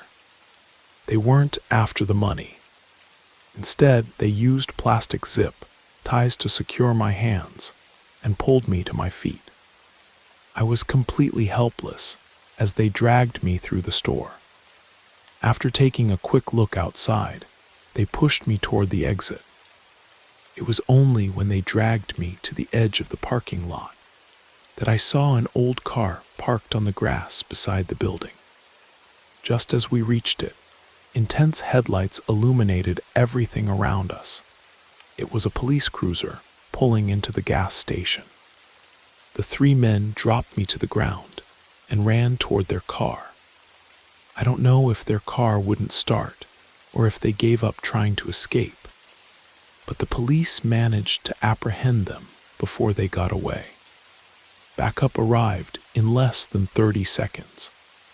What had happened, as I found out later, was that earlier that evening, the police had received a report about 3 men in Halloween costumes offering candy to children on the street and trying to lure them away from their homes. That would explain why I'd seen the patrol car passing by so frequently. It's uncertain what they intended to do with me or with those children, since none of the men confessed to anything. I'm almost relieved it happened this way, because if I had sold them those candies and later discovered they were used to kidnap children, I would probably have been consumed by guilt. Thankfully, that didn't need to happen. I still work at a gas station, but in a different town now, and I always request Halloween off. Some memories are just too difficult to shake.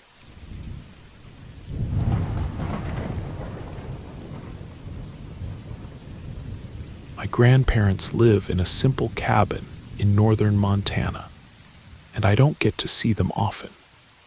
Last winter, I decided to drive my trailer up there to visit them during the holidays when other family members would be gathering. We had to get there before the weather turned truly bitter and the roads became impassable.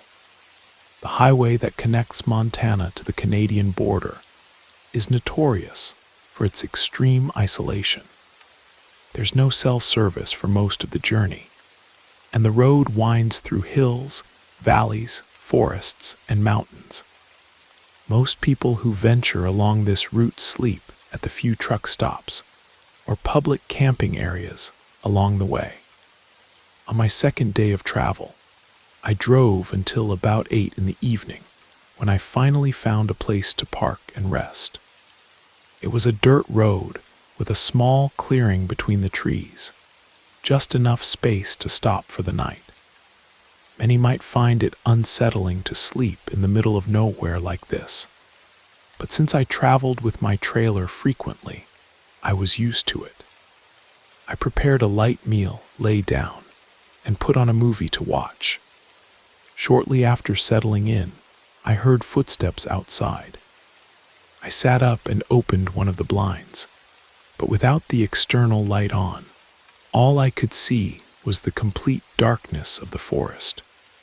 The footsteps were definitely coming from outside, but I couldn't be certain if it was a person. From what I had observed when parking, this was the only space to pull over. But perhaps there was another spot nearby that I hadn't noticed. If it was someone, they would have to be parked close by. There would be no reason for anyone to wander out there in the middle of nowhere. I thought about going to the front of the trailer and turning on the lights, but I preferred to stay quiet. Maybe they hadn't seen me there and were just returning to their own campsite. Or maybe it wasn't a person at all. After a few minutes, everything seemed calm again, and I went back to watching my movie. I went to bed around 9:30, knowing I needed to wake up early to continue my journey the next morning. I was suddenly awakened by 3 loud knocks on the trailer door. The darkness was so intense, I could barely see anything inside. I turned on the reading light beside me. "I just need a little water, please, and then I'll be on my way," a male voice said. It was deep, sounding like an older man. I looked at the clock, 2 in the morning. If this guy was really out there needing help, he'd have a lot more to worry about than just asking for some water at this hour. He must be freezing out there in the Montana winter. "Why are you out there? How did you get here?" I asked loudly. There was a pause before he answered. "My truck broke down just a few miles from here. I'm just looking for some help, that's all. I don't want to cause any trouble." Something inside me warned that something wasn't right. Nothing seemed to make sense. I quietly moved to another side window and tried to peer out. The night was extremely dark, but I could make out his figure standing very close to the door, as if he was trying to listen or even scout the place. But then I noticed something even stranger behind him. There were other figures moving in the darkness. Several of them, at least 4 or 5. The man knocked again, this time with more force, almost pounding on the door as if he was losing patience. I backed away silently, grabbed my keys, and took a deep breath before running to the front and quickly starting the trailer. As I did so, the headlights illuminated several men in front of me. They appeared to be in their 30s or 40s, with unkempt beards and worn, dirty winter clothes. They started shouting as I accelerated past them and back onto the main road. I drove until I found a gas station, and when I finally got cell service and contacted the police, it was too late for anything to be done. What those men intended remains a mystery. This winter, I'm flying to Montana instead. Some roads are better left untraveled, and some mysteries are better left unsolved.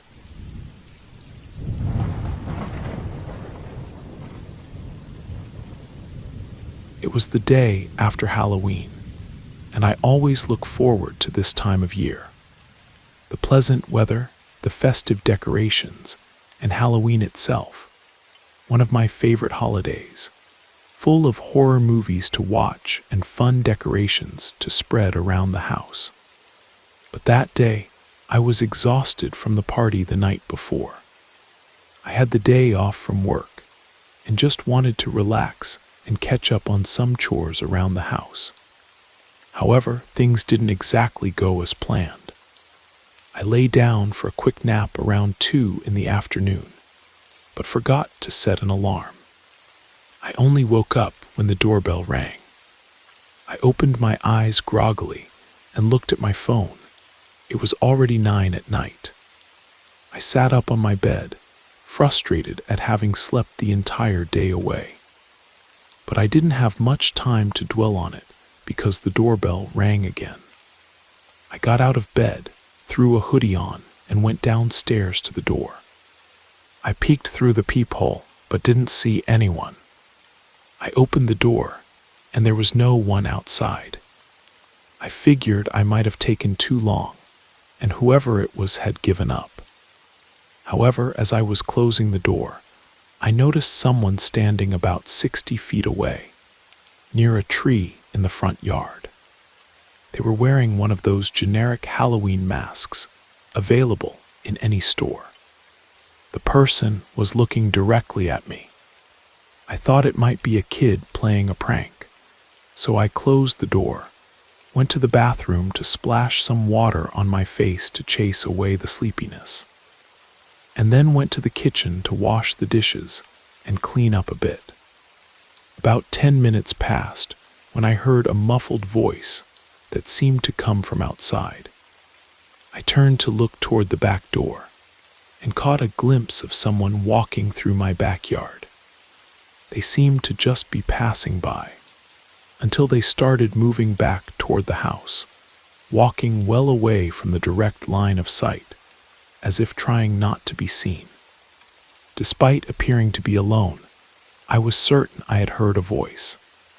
I tried to follow the sound, but suddenly everything went quiet, no voice, no footsteps. I stood there listening intently, turning my head in all directions, just trying to catch any sound. But when I looked back at the back door, I saw someone watching me. My body froze. The person was wearing that same Halloween mask, but it was someone else, much taller and stronger than the first person. "What are you doing?" I shouted, hoping to intimidate them in case they were just kids, but it didn't work. The figure backed away from the door and went around the house.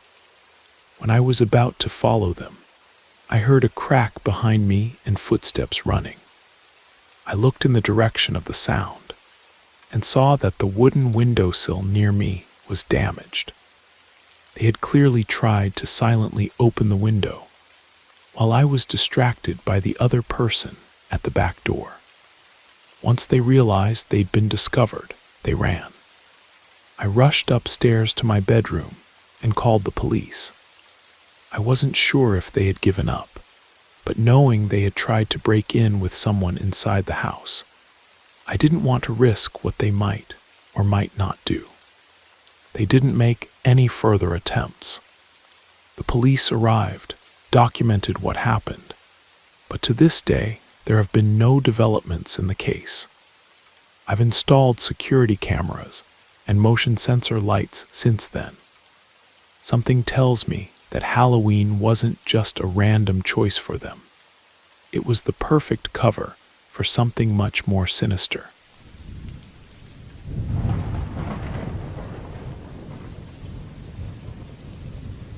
It was January, and winter had settled in firmly. Snow already covered most of our small Oregon town. I lived alone in a modest 2-bedroom house with an unfinished basement. Most of the time, I only went down there to do laundry or retrieve something I had stored away.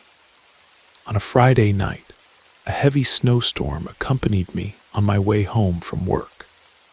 I had the next 2 days off, so I was relieved to be able to relax for the weekend.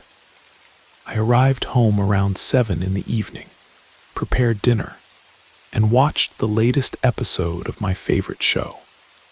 Then I turned on YouTube in the background and lounged on the couch, absent-mindedly scrolling through my phone. The snow outside seemed to be intensifying, as the wind made the entire house groan and creak. Around 10, I got up to use the bathroom, but as I crossed the hallway, I heard something coming from the floor below. I froze, waiting for it to just be some settling noise from the house. But it wasn't. Something was moving down in the basement. I couldn't understand how this was possible. I walked to the basement door, opened it, turned on the light, and descended the stairs. Only a few bare bulbs hanging from the ceiling illuminated the large space, and I didn't see anything unusual. I stayed there for a while, waiting to hear that sound again. But as everything remained silent, I decided to go back upstairs. Given the weather outside, I imagined it could just be the house settling from the temperature changes. I went to the bathroom and returned to the couch, but a minute later, the sound reappeared, now clearer. These weren't just random creaks. They were light footsteps, as if someone was walking around the basement. My heart raced, but I still convinced myself there couldn't be anybody down there. It simply didn't make sense. I got up again and went to the basement door. The moment I reached it, the sound stopped. I descended all the way to the bottom once more. The wind was much stronger down there, muffling any other noise. On the cement floor, I noticed fresh footprints visible because of the layer of dust that covered the floor. Fear gripped me. I ran back upstairs and grabbed my cell phone to call the police. As I was explaining everything to the dispatcher, I heard 2 loud thuds coming from the basement. I ran out of the house without looking back. The police arrived after some time, and when they entered, they found nothing except for the footprints. Strangely, they ended at the foot of the stairs, with no trail leading out or anywhere else. With nothing more to tell me, they just advised me to call again if anything else happened. I ended up booking a hotel for the next 2 nights because I couldn't bring myself to sleep there, especially with no sign of a break-in. It's hard to know who or what was in my basement or how they entered and exited. Part of me thinks maybe it wasn't a person at all, but I'm still skeptical. All I know is that I've since installed motion sensors, cameras, and even had the basement fully finished and properly lit. I still live in that house 3 years later, and nothing strange has happened since. But sometimes, on particularly windy nights, I find myself straining to listen for footsteps that shouldn't be there.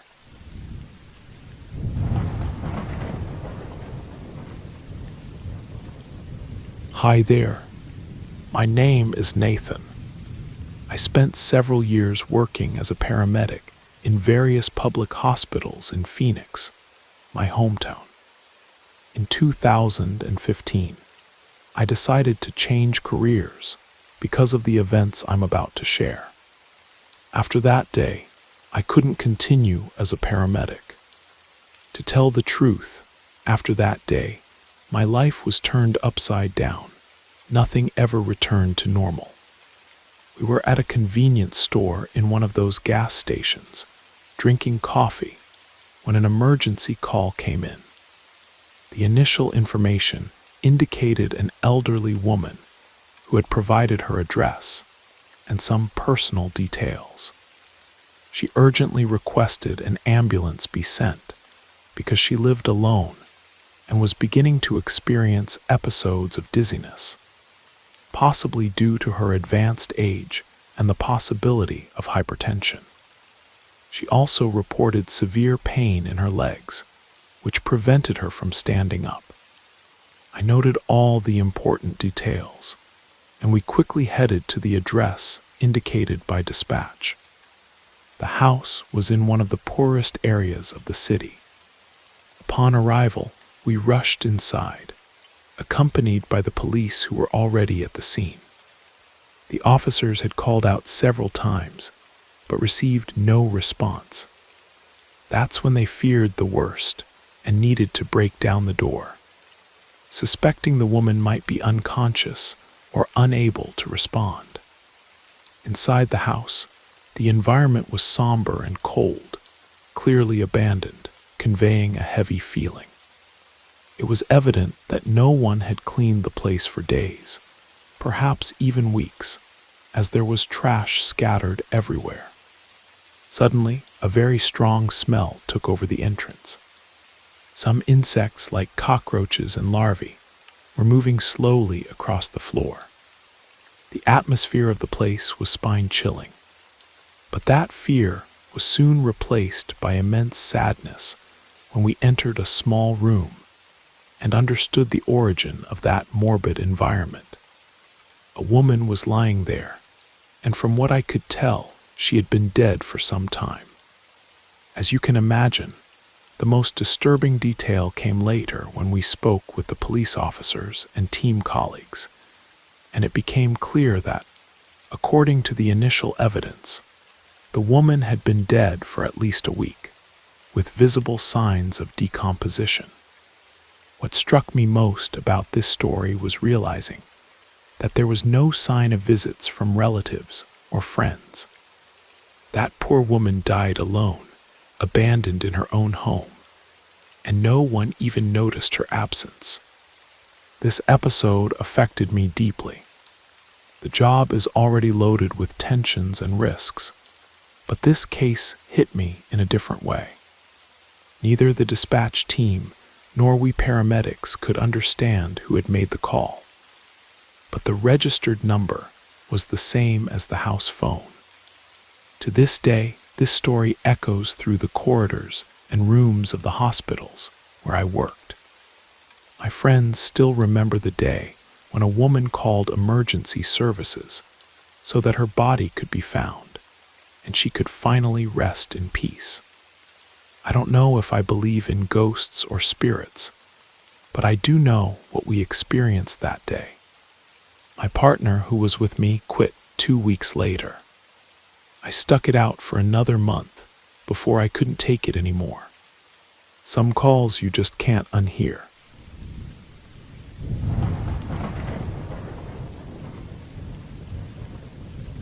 This happened in 2017. I was in 6th grade and had a small group of friends with whom I usually went trick-or-treating on Halloween. Before that year, one of our parents always insisted on accompanying us, which made the experience feel incomplete. It was hard to feel the freedom when we knew we were being watched and had to behave. But that year, we were finally free to do whatever we wanted, so we were determined to make the most of it. The group consisted of me and my friends Mark, Charlie, and Tyler. After school on Halloween, we all put on our costumes and met at Charlie's house. That's where we started our journey. To be honest, I don't think anyone expected us to take so long to get through Charlie's neighborhood. Most of the houses offered great candy, and some even gave out full-sized chocolate bars. It was around 8 o'clock at night when we reached the next neighborhood. None of us knew that area well, but the houses were even larger, so we imagined they would have the best candy. It was pretty dark by then, and these houses were surrounded by trees, which might not have been the safest idea, but of course, we pressed on. We went down the street, stopping at about 10 houses until we reached the last one on the block. This house was visibly larger, set apart from the others, and had an older feel to it. as if it had been there long before the others were built around it. Mark wanted to skip this house and continue to the next block because he had a strange feeling about it. But the rest of the group decided to ignore him. We climbed onto the porch and rang the doorbell. There were some carved pumpkins on the threshold, which made us think they probably had candy to hand out. We waited a good 30 seconds without hearing any sound from inside. We were about to descend from the porch when we suddenly noticed a person near the garage. He was coming in our direction. It was an older man, perhaps in his 50s, and he had a wide smile on his face. "If you wait a moment, I can get some candy for you. I just brought more from the store," he said. None of us saw where he came from. It seemed like he had appeared out of nowhere. We tried to brush it off, saying it was okay, and that maybe we'd come back later. His smile disappeared as we moved away, and we all had a strange feeling afterward. We then continued to the next block. There was something about that man that was simply unsettling. We all felt the same, which led us to think that there was indeed something wrong with him. We stopped at a few more houses, but the sky was getting darker and darker, so we decided to return to Charlie's house and spend the rest of the night there. Instead of going back the way we had come, we took the next street that would lead us back to the main road.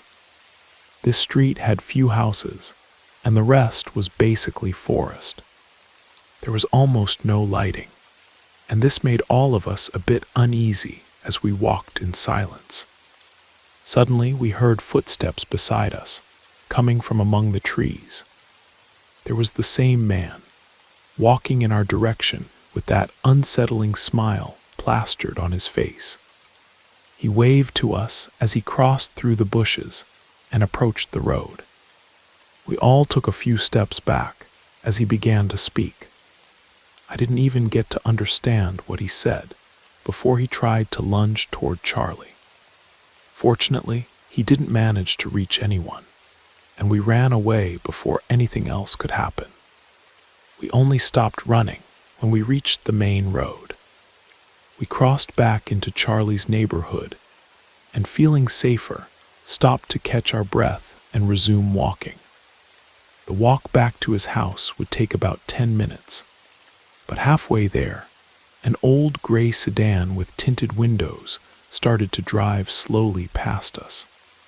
The first time we barely noticed it, but it passed 2 more times, slowing down each time it approached. We quickened our pace and returned to Charlie's house. None of us knew exactly what to do after that. Foolishly, we decided not to tell anyone, afraid that we wouldn't be allowed to go out alone again. We never saw that man again. What he intended is something we'll never know. But I still think about him sometimes, about that strange smile, about how he just appeared out of nowhere twice. And I wonder if he's still out there, waiting for another group of kids who think they're old enough to go trick-or-treating alone.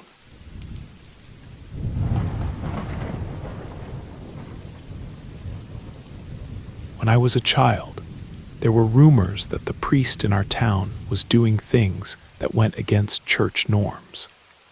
The gossip arose because he had already been at the parish for more than 10 years, while typically priests were rotated after 1 or 2 years. Additionally, no one from the parish ever commented about him, as if they were forbidden to speak or perhaps afraid. It was also said that once a month, a person would disappear, always a woman, whether an adult or a teenager. That's how, on a night that seemed like any other, I ended up witnessing something I only imagined seeing in movies. On that occasion, I was sitting on the couch in my living room, near the window that clearly overlooked the street. I was reading a book my father had given me, part of a fantasy saga, and enjoying the absolute silence of the night without distractions, until my eyes began to close on their own. Suddenly, through the window, I saw a man dressed like the priest, but his face seemed strange, different. I couldn't confirm it was him, but he was looking around frequently, as if worried that someone might be following or watching him. Curiosity took hold of me, and something told me I should go out and discover where he was heading. So that's what I did. I carefully opened the door and hid in the shadows of the trees as I followed him, street after street. I was surprised when he headed toward the hill outside of town and entered the woods there. I didn't understand why he would do this, but I hurried my steps not to lose him among the trees.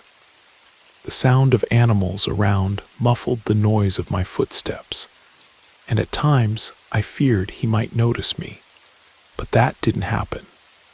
Finally, we reached a clearing illuminated by torches, where several people were standing on a pile of hay, all wearing black robes. I recognized each of them. They were those who helped the priest during masses, the altar boys and other assistants. I had no idea what they were doing there, but I was finally able to get a better look at the man I had followed. It was the priest, but throughout the time I had followed him, he seemed like another person, unrecognizable. However, what really shocked me was the moment when, from within the pile of hay where those people were standing, a girl emerged with completely white eyes, no pupils. Her mouth was open, and from it dripped abundant saliva, soaking her clothes. Everyone there was holding large silver crucifixes, pointing them at the girl, while the priest approached and placed his hand on her forehead. From the touch of his fingers on her skin came a smoke that burned her, and instead of screaming, she let out a sound between a growl and a roar, a sound so terrifying that it made the animals around flee in fear. I never imagined a human being could produce such a frightening sound, and from where I stood, I could see how much pain it was causing her. The priest began reciting words in a strange language that I couldn't understand, holding the Bible in one hand and with the other throwing holy water on the girl. The water evaporated upon touching her, as if her body were in invisible flames. That scene was so intense that I had to lean against a tree to avoid falling. My legs were trembling uncontrollably, and fear paralyzed me to such an extent that I couldn't even think about turning around and fleeing back the way I had come. The girl began to levitate, though the hay underneath made it difficult for me to confirm what I was seeing. I didn't know if it was something supernatural, or if there was some hidden trick creating the effect. Those who surrounded the girl and the reverend had expressions of horror as he continued his words without pause. Then the girl spoke, but with a deep and grotesque voice, mocking the priest and threatening to kill all those present. That sound sent an intense chill down my spine. I was crying without realizing it.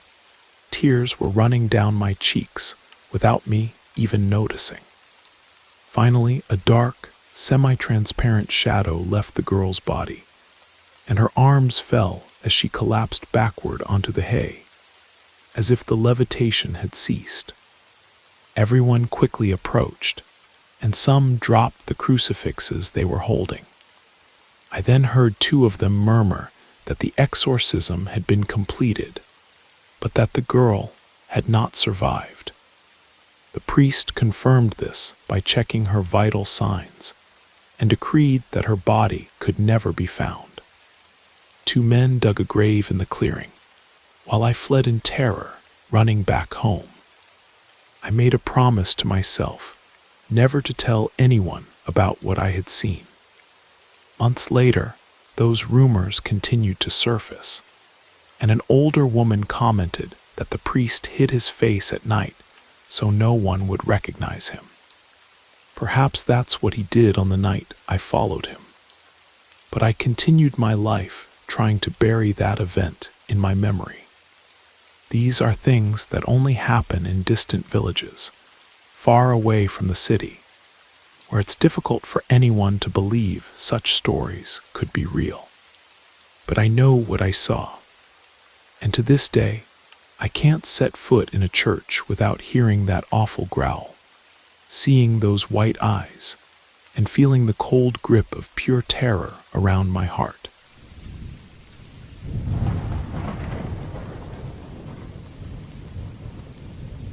It's been nearly 7 years since this incident, but the details remain vivid in my memory. I should mention that this is my version of events. It would be interesting to hear my mother's perspective, though she doesn't recall it with the same clarity. Back then, I was living in a small coastal town in Maine, where entertainment options were severely limited. The local mall was the focal point of everything, of course. There was a rundown movie theater and a few bowling lanes, but recreational choices were scarce at best.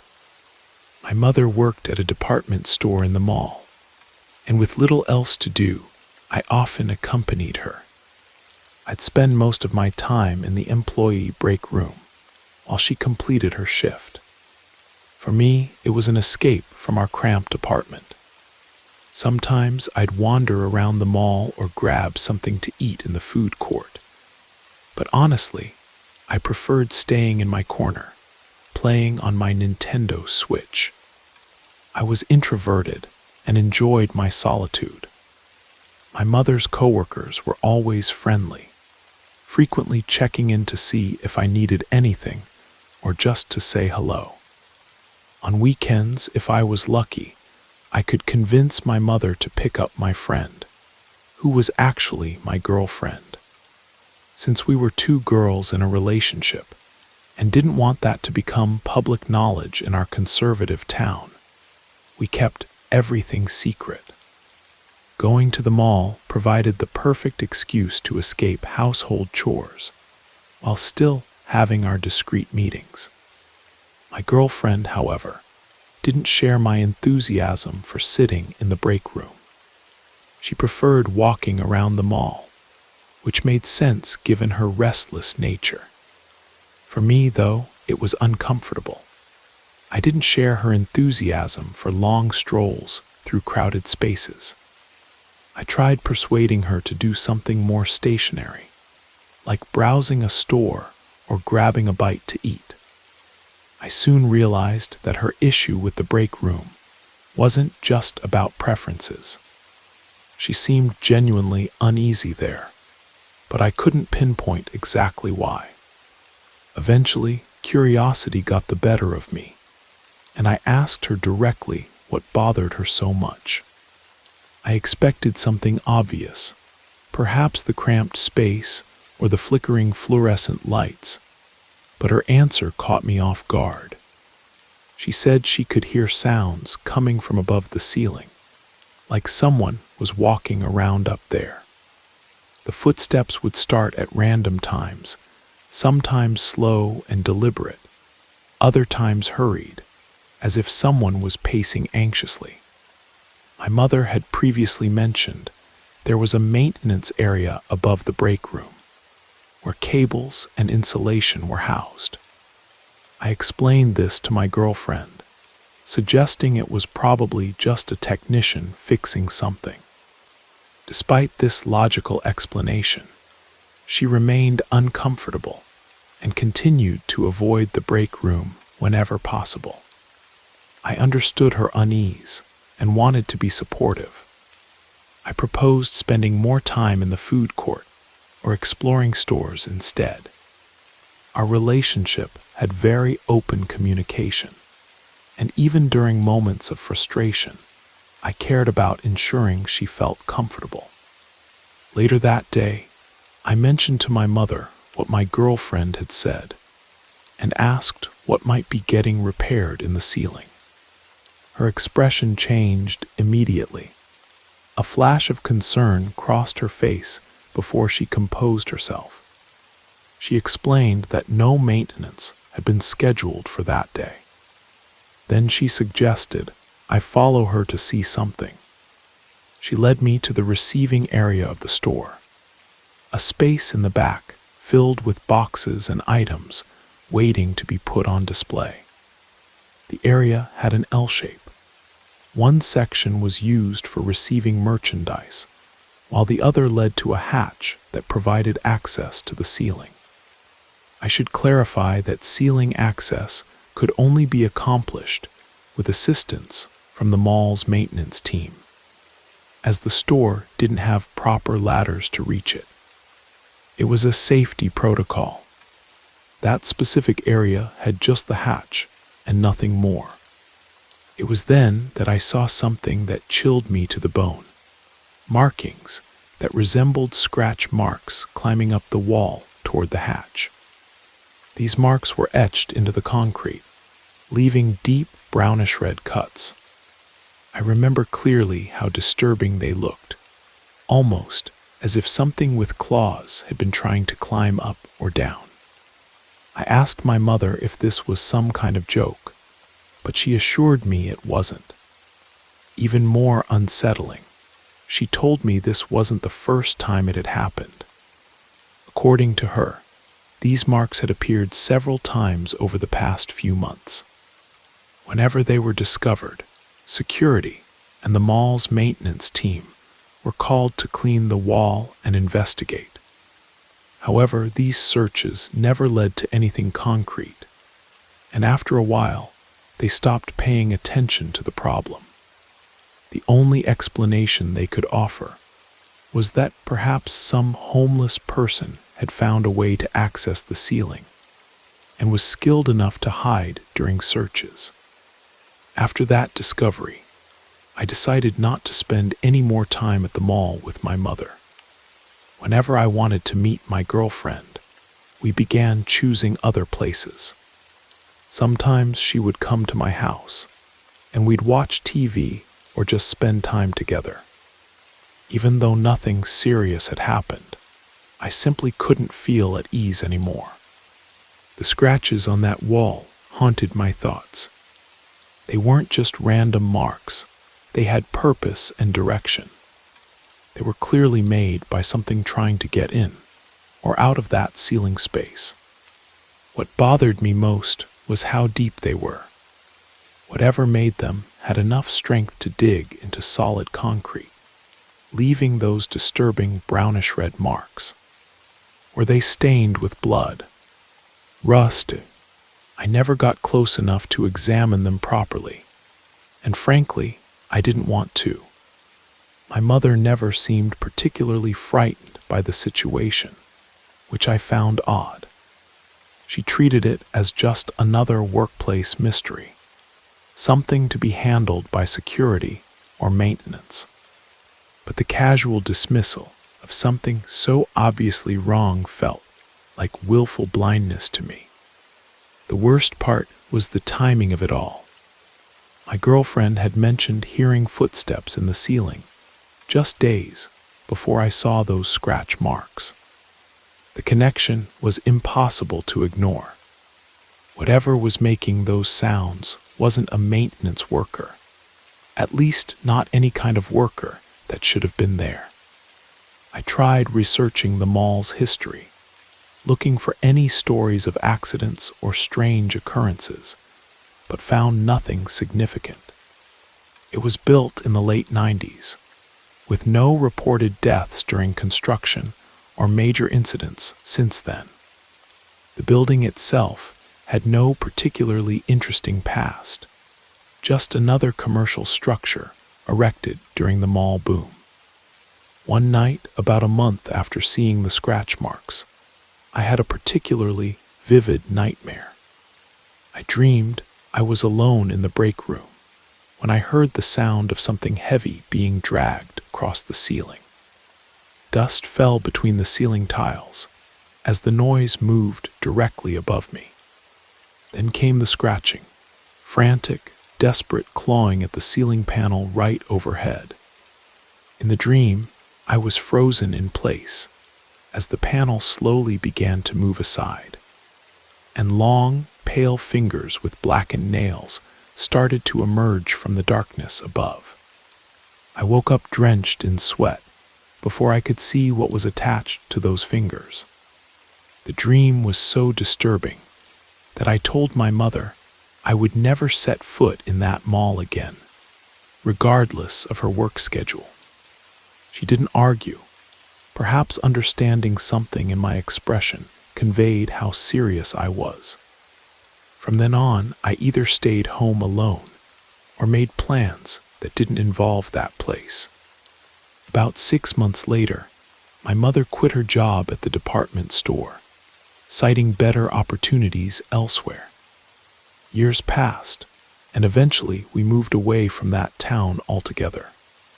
I've never been back, and I have no desire to return.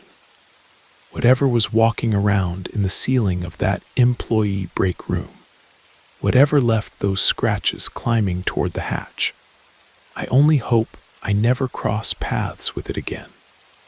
Some mysteries are better left unsolved, some doors better left unopened, and some spaces, like the dark, dusty area above a department store break room, better left unexplored.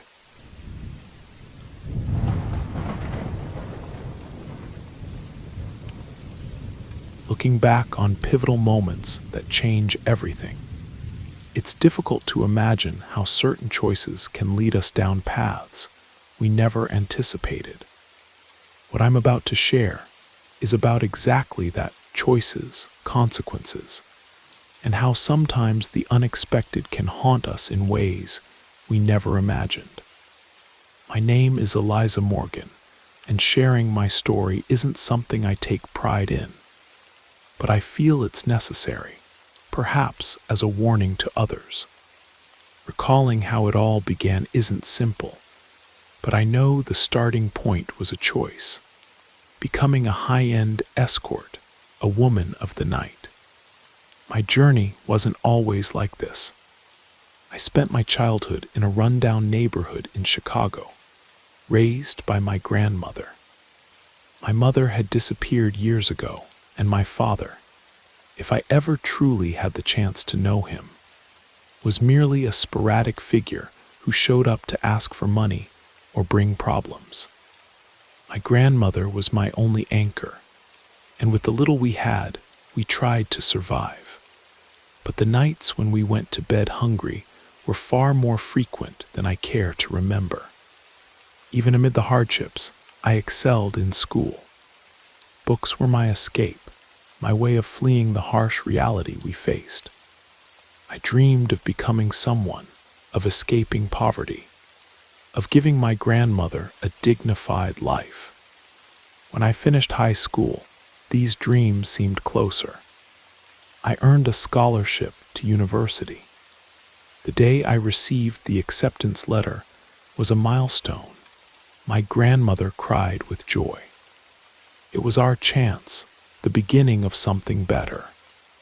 However, university life brought greater challenges than I had imagined. Although I loved studying, the costs of maintaining myself and caring for my grandmother became an almost unbearable burden. I took simple jobs to help, but it was never enough.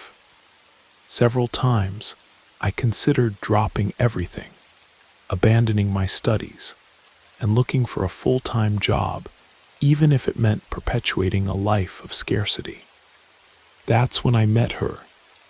It was late, and I was working as a waitress in a rundown diner on the South Side. A woman walked in, about 35, dressed elegantly, with a confident air that contrasted completely with the place. While serving her table, I couldn't help but wonder what someone like her was doing there. When I brought her drink, she looked at me and said, as if reading my thoughts, "You don't belong in this place." I was speechless. Before I could say anything, she continued, "There are much easier ways to make money without so much effort." Her voice was calm, almost like a secret. "If you want to know more, I can help you." She left a card on the table. It simply said Victoria and a phone number. She smiled enigmatically and left, leaving me standing there motionless, with the card in my hand and an avalanche of thoughts in my mind. That night I couldn't sleep. Something inside me knew that by calling that number, I would be crossing a boundary I couldn't erase. Fear consumed me, but desperation was even greater. After weeks of indecision, I finally dialed Victoria's number. What she presented was an entrance into the world of high-end prostitution, something I had never considered, but which, at that moment, seemed like a solution to all my dilemmas. Victoria instructed me in every detail necessary to become a luxury escort. It wasn't just about being available.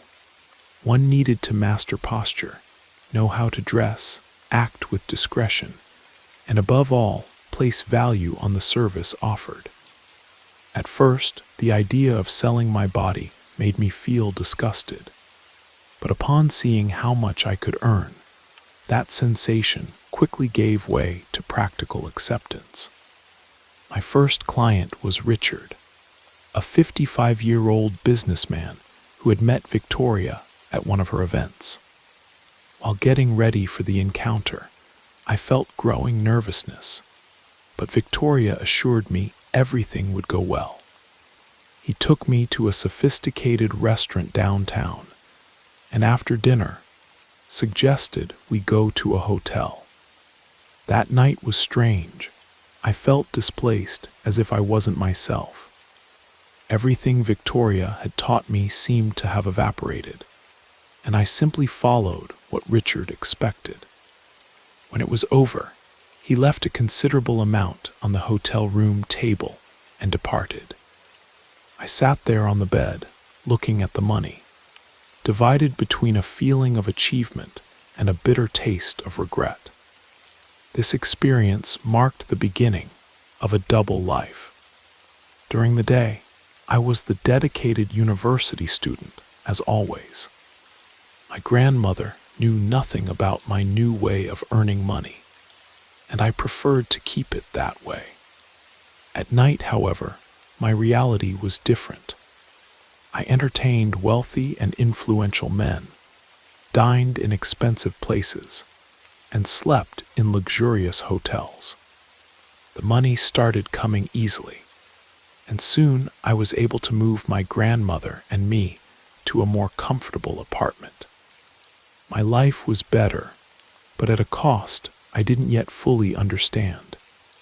As time passed, clients accumulated. Some sought more than just physical pleasure. They wanted someone to talk to, someone who would listen. Others, however, were interested only in immediate satisfaction and paid very well for it. I learned to interpret men, to understand what they desired without them having to say it, and to use this to my advantage. It was in this scenario that I met Marcus. He didn't resemble my other clients. When I first met him, he was 24, just 2 years older than me. He didn't have the confidence or superior air of the older men who usually sought me out. In fact, he seemed uncomfortable, out of place. When we met at the hotel, his eyes betrayed evident nervousness, and he said, "It's my first time doing this." I smiled gently, trying to reassure him I was used to dealing with nervous men. But there was something about Marcus that bothered me. He was young, even attractive, but something in his gaze awakened a discomfort I couldn't ignore. At first, I thought it was just my imagination, a product of his nervousness. During the night, he seemed distracted, as if his mind was far away. When everything was over and I was preparing to leave, he made an unexpected request. "Can I keep something of yours?" he asked, almost in a whisper, with a shyness that caught me by surprise. The request caught me off guard. Although some clients asked for small mementos or personal items, no one had been so direct. "What do you want?" I asked, feeling growing discomfort. "Your underwear," Marcus replied quickly, avoiding looking into my eyes. For a moment, I didn't know what to say. The request was strange, but not the most unusual I had received. Without thinking much, I gave him the garment. He thanked me with a tense smile and left, leaving me alone in the hotel with a disconcerting sensation I couldn't explain. Marcus contacted me again shortly after, asking to meet again. Despite an instinct warning me against it, I accepted. During our subsequent meetings, he became increasingly bold, asking me to leave something of mine for him. At first, I didn't give it much importance. It was just a piece of clothing that could hardly cause harm. But then things started to change. After the first few encounters, something strange took over my home routine. I began to feel a constant presence. The shadows seemed to move in the corners of the apartment, just enough to catch my attention. I frequently had the sensation of being watched, even when alone. I tried to ignore it, blaming accumulated fatigue and stress. But the sensation persisted, becoming stronger each night. And most disturbing of all, it always seemed to get worse after seeing Marcus. I decided I needed to understand what was happening. It was clear to me something was wrong, and somehow Marcus was involved. Over time, I realized the unease wasn't just coming from Marcus's peculiarities, the way he insisted on taking something of mine after each encounter, but also from a darkness that seemed to settle around me. The nights in my apartment became unbearable. I barely slept, and the shadows seemed to take on a life of their own, appearing to become denser and more threatening with each encounter with Marcus. The sensation of being watched became more suffocating. My grandmother, always perceptive, began to notice my state of mind. "Are you all right, my dear?" she asked one night as we dined. Her voice was soft but carried concern. "I'm fine, Grandma. Just a lot of work." "I'm stressed," I replied, forcing a smile. I couldn't tell her the truth. I couldn't admit that every time I returned home after seeing Marcus, I felt a presence in my room, something or someone hidden in the shadows, watching me. It wasn't rational, but it was real to me. The nights grew longer and more terrifying. I would wake up several times feeling I wasn't alone. Whenever I turned on the light, however, the room was empty. Then, on one of these nights, just after an encounter with Marcus, the fear reached its limit. I woke suddenly, with my body freezing cold. The air in the room was dense, suffocating, and the sensation of being watched was almost palpable. Hesitantly, I slowly opened my eyes. In the corner of the room, motionless, was a dark figure, like a shadow that had taken form. It wasn't doing anything, just staring at me, and that was enough to paralyze me with fear. I tried to move, but my body didn't respond. Completely paralyzed, my heart raced as the figure slowly advanced in my direction, as if feeding on my fear. I tried to scream, but no sound came from my throat. When that shadow was just a few centimeters from me, close enough to feel its suffocating presence, it simply vanished, just like that, without warning or explanation. I jumped out of bed, breathless, with my body drenched in sweat. I turned on all the lights in the apartment, trying to convince myself I was safe. But the dread wouldn't pass. What I had seen was real. I knew it wasn't a delusion or an illusion. The next morning, I understood I couldn't continue ignoring what was happening. Marcus had to be involved. I needed to confront him, demand answers. We met at one of the luxury hotels we frequently visited. As soon as I saw him, something seemed different. Marcus was thinner, with deep circles under his eyes and a haggard, almost haunted countenance. His physical state caused a tightness in my chest, and a sensation of anticipation took over me. Without beating around the bush, I went straight to the point. "What's happening, Marcus?" I asked, my voice heavy with tension. "Since I started meeting you, something follows me. I feel there's a dark presence in my life, and I know it has to do with you." He lowered his eyes, visibly uncomfortable. He nervously fidgeted with his hands, like someone carrying a secret too heavy to bear. After a few seconds, he spoke with hesitation. I did something I shouldn't have." My heart froze. "What did you do?" I pressed, trying to contain the growing fear threatening to take over me. Marcus finally raised his eyes and with a guilty expression responded, "I went to a woman. She said she could help me ensure you wouldn't leave me. I just wanted you to keep coming back, but I didn't know what I was unleashing." His words fell like a stone on me. Witchcraft, sorcery, the missing piece in the puzzle began to fit. The shadows, the sensation of being watched, the strange events in my house. Marcus had cast a spell, some kind of binding, and it had brought something much darker than he could control. "What kind of spell?" I asked, trying to keep my voice firm. "A binding," he admitted, almost without strength. "The woman said it would make you stay with me, but it summoned something, an entity." My mind was spinning, trying to assimilate what he had just confessed. Marcus, in his obsession, had summoned an unknown force, and now we were both trapped in its consequences. Worse still, he didn't seem to have any idea how to deal with what he had provoked. "And now," I asked, my voice laden with desperation.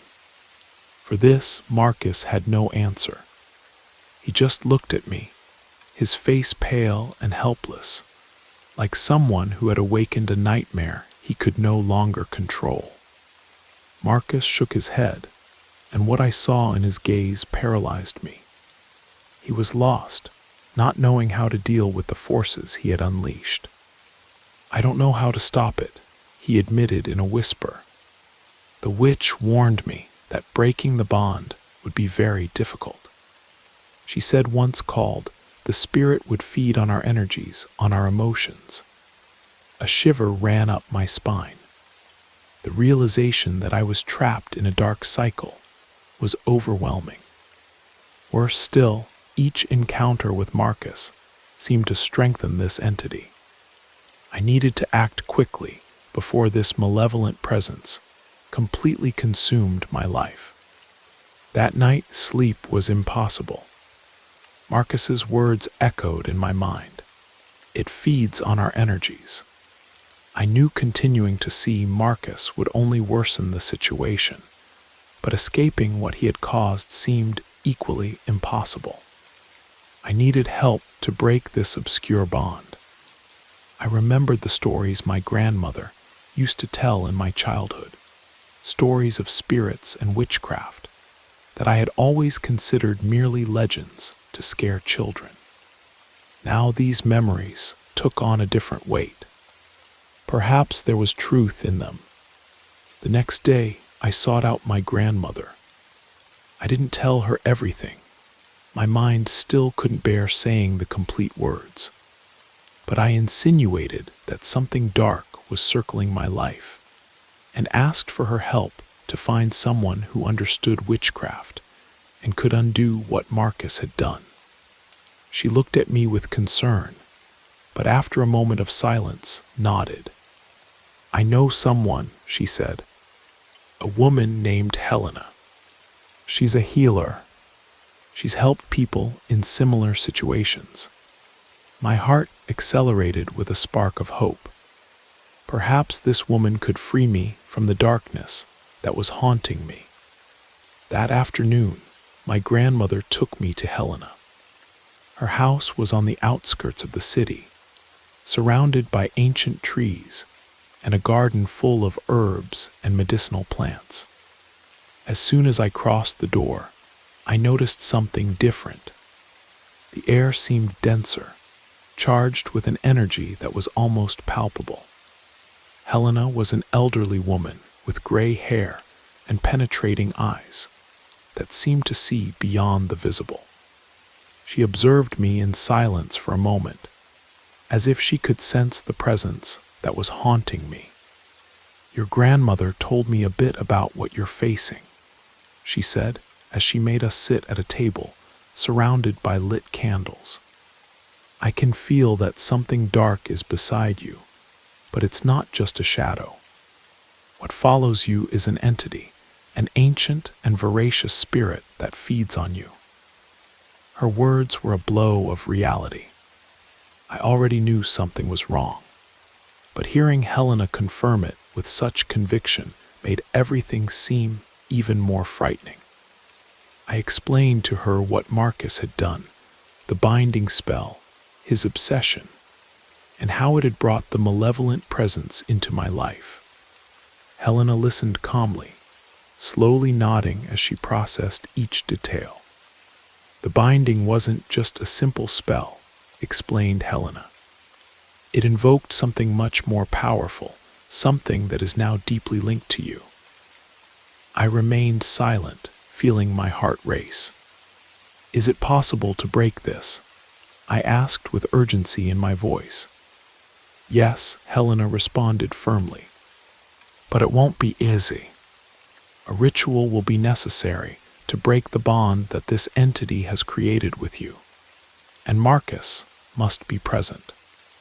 He is the key because he was the one who called it." The idea of facing him again left me uneasy. This time it wouldn't just be a conversation. We were about to confront a much greater force that wouldn't release us easily. Helena had been clear.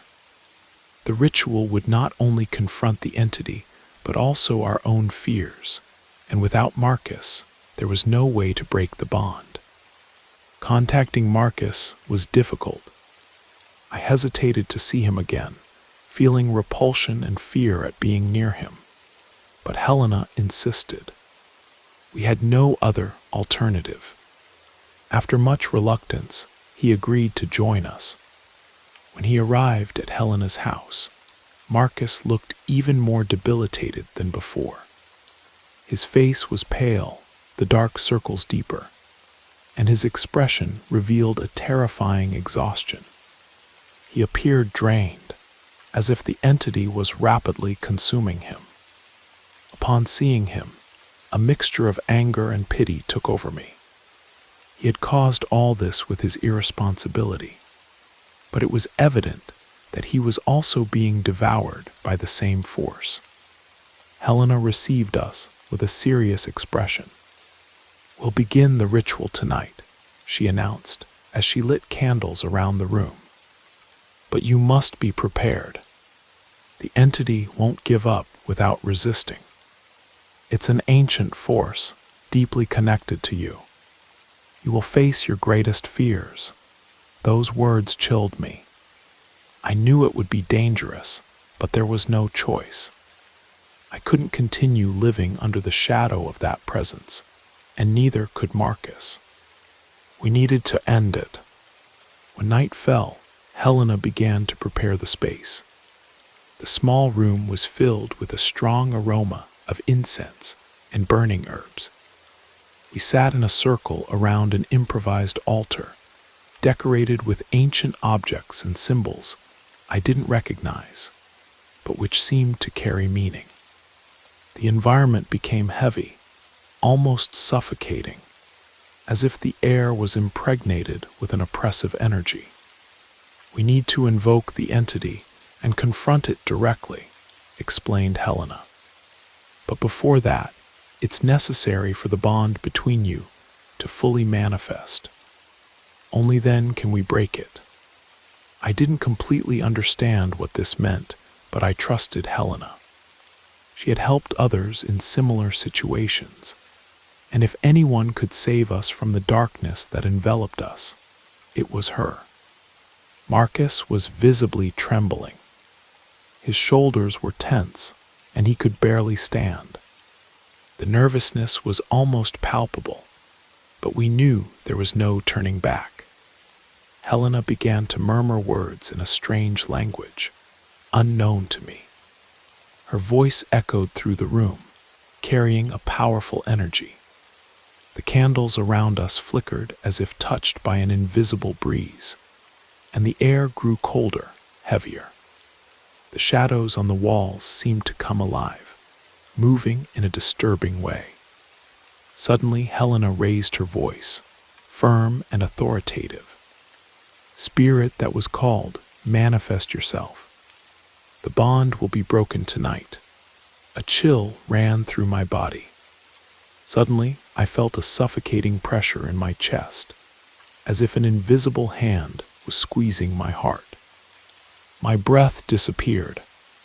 The flames of the candles began to flicker uncontrollably. And then before us, it appeared. The figure I had seen before emerged in the center of the circle. It was tall, with an almost human form, but composed entirely of shadows. Its eyes glowed with an intense red, radiating hatred, and its presence dominated the environment with a suffocating terror. My body began to tremble. It felt like all energy was being drained from me, as if that being was feeding on my fear. Marcus gasped beside me. He stumbled, instinctively backing away. His face was contorted with terror as he stared at the entity without being able to look away. "This is the entity you invoked, Marcus," said Helena, with a calm but resolute tone. "Now we need to break the bond it has created with you." The figure advanced in our direction, slow but imposing. The weight in my chest increased. My hands trembled uncontrollably. Fear seemed to dominate every cell of my body, while the entity strengthened, absorbing my anguish. Helena fixed me with an intense gaze and said firmly, "Eliza, you need to confront it. Don't let fear control you. This entity depends on your emotions to survive. It has no power over you unless you allow it."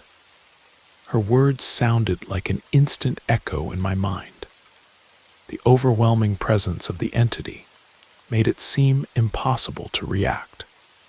It was as if the air had disappeared from the room, and for an instant, I thought I wouldn't be able to resist. But from somewhere inside me, I gathered enough strength to stand up. "You don't own me," I shouted with every piece of courage I still had. "You can't control me." The entity stopped, hesitating. It seemed surprised, as if it hadn't expected resistance. For the first time, I felt a spark of hope ignite within me. Helena seized the moment. She threw more herbs onto the fire on the altar, making the circle glow intensely. The light illuminated the environment with an almost tangible force. Marcus, however, was in his own struggle. He fell to his knees, hands holding his head, groaning in pain. The entity seemed to be drawing him in, as if trying to devour him completely. "Marcus, you need to resist," shouted Helena her voice cutting through the chaos. This thing feeds on your fear. Don't let it win. Helena's words seemed to cut through Marcus's torment. Even fighting against the evident pain, he tried to rise. The entity kept its focus on him, which made sense.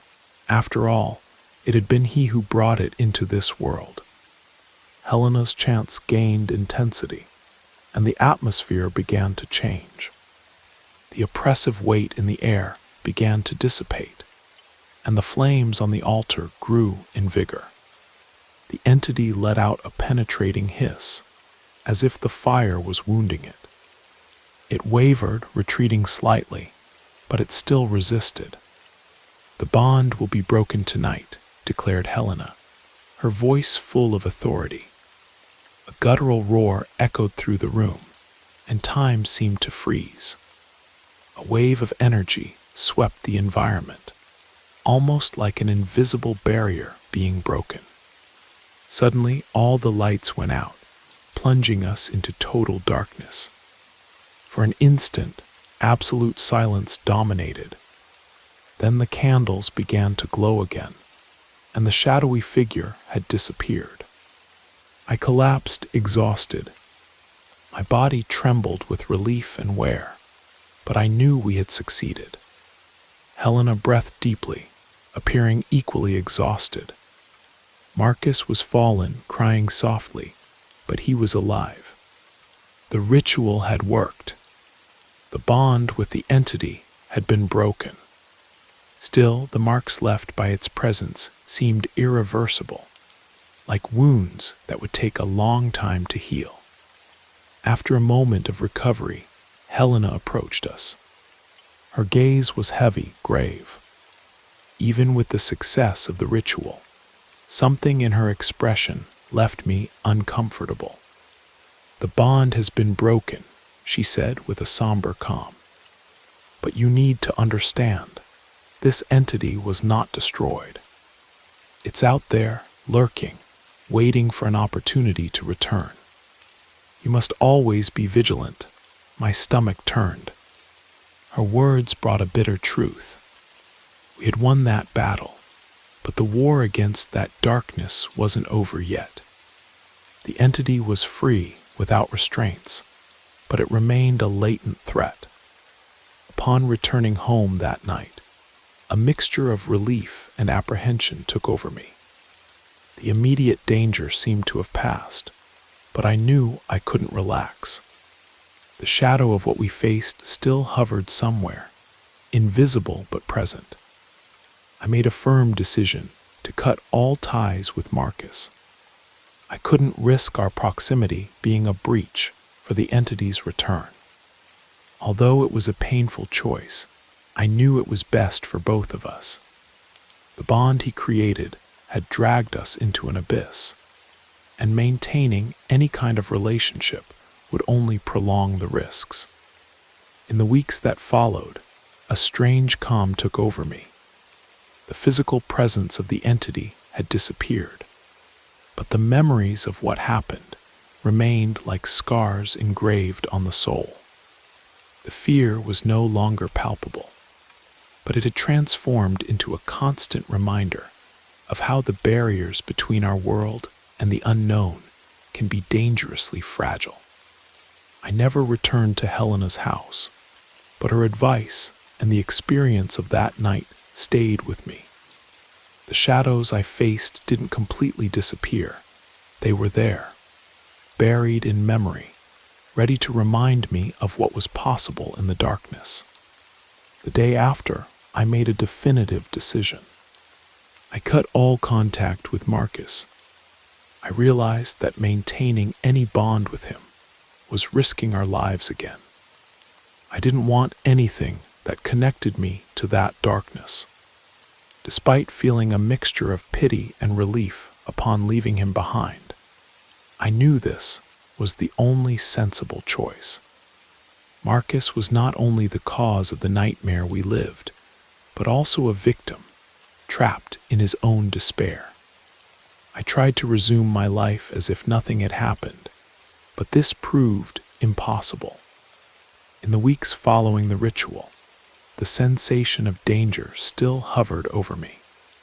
The nights were no longer disturbed by shadowy presences or movements in the shadows, but something profound had changed within me.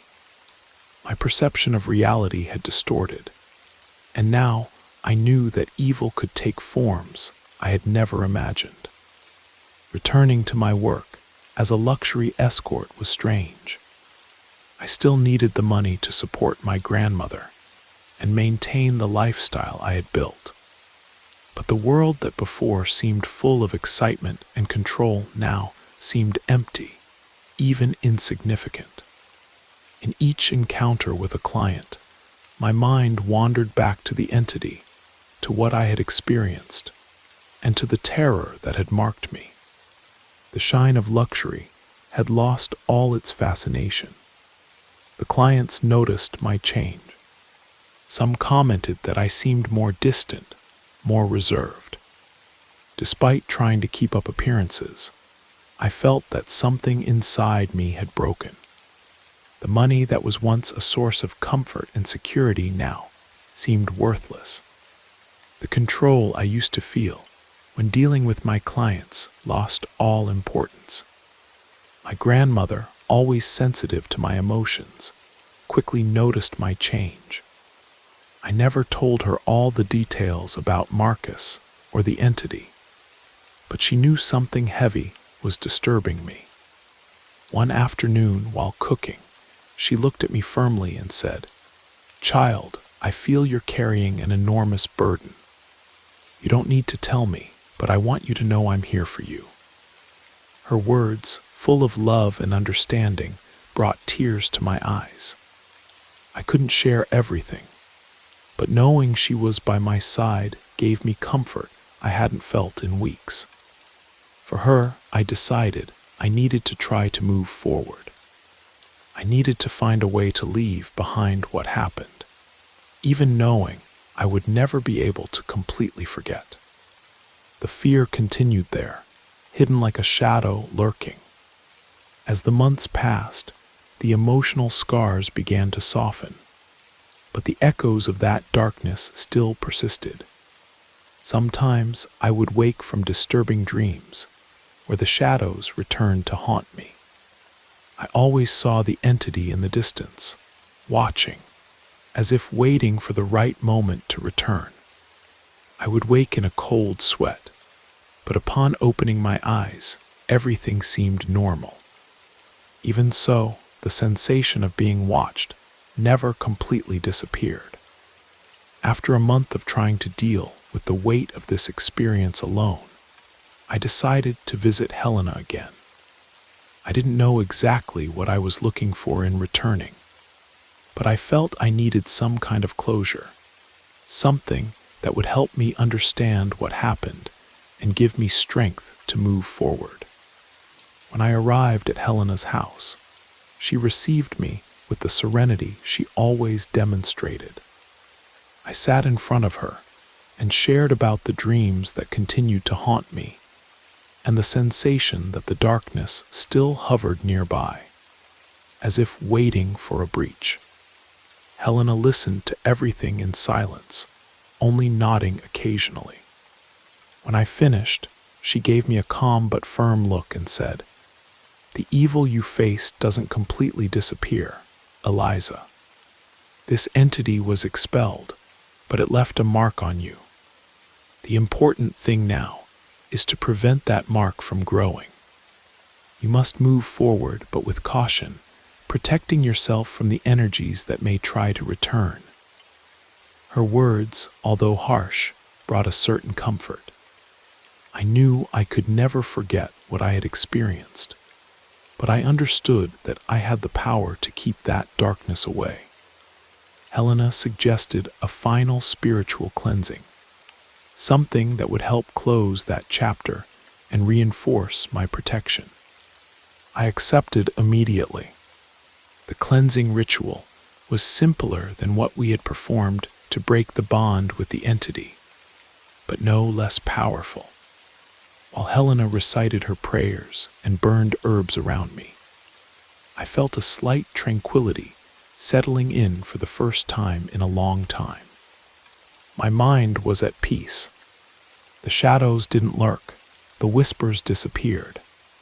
There was only the sound of Helena's voice and the crackling of the fire. When the ritual ended, she looked at me and said, "You faced something very difficult and emerged stronger. Don't forget that true strength was always inside you." I sat, feeling her words reverberate deeply. She was right. The entity tried to consume everything I was, but I resisted. Now, although the scars remained, I knew I could choose not to let them control me. Weeks after the visit, I received something unexpected, a letter from Marcus. I hadn't heard from him since the ritual, and although I hoped he was trying to rebuild his life, his words brought a mixture of emotions. The letter was short, written in a trembling handwriting that revealed his fragility. "Eliza, I know I shouldn't contact you, but I needed to say I'm sorry. What I did marked us in a way I never imagined.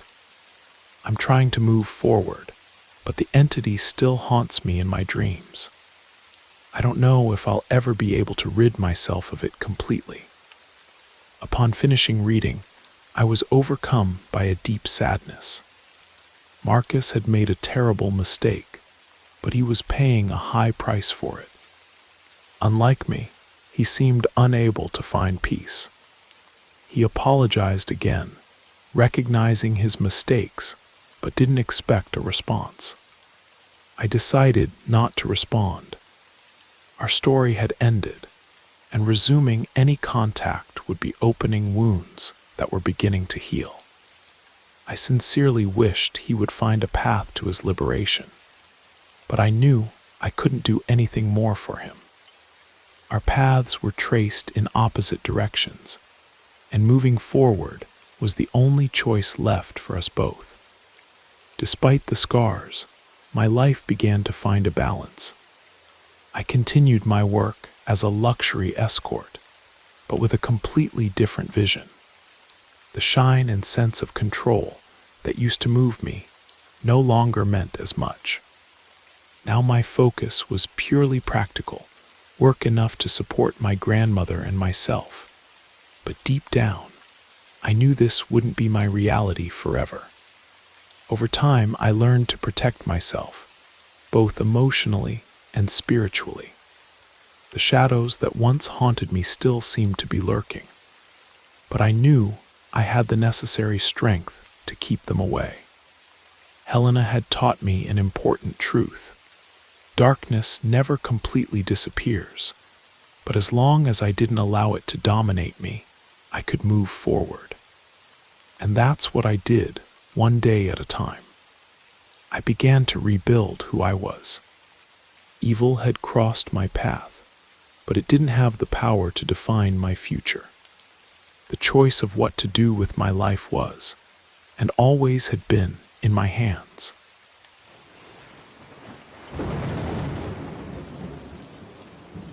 You made it to the end of the stories. That means it's the perfect time to subscribe so you don't miss future episodes. And if you haven't already, leave a like and drop a comment. I'd love to hear your thoughts. Have a great time relaxing, and good night.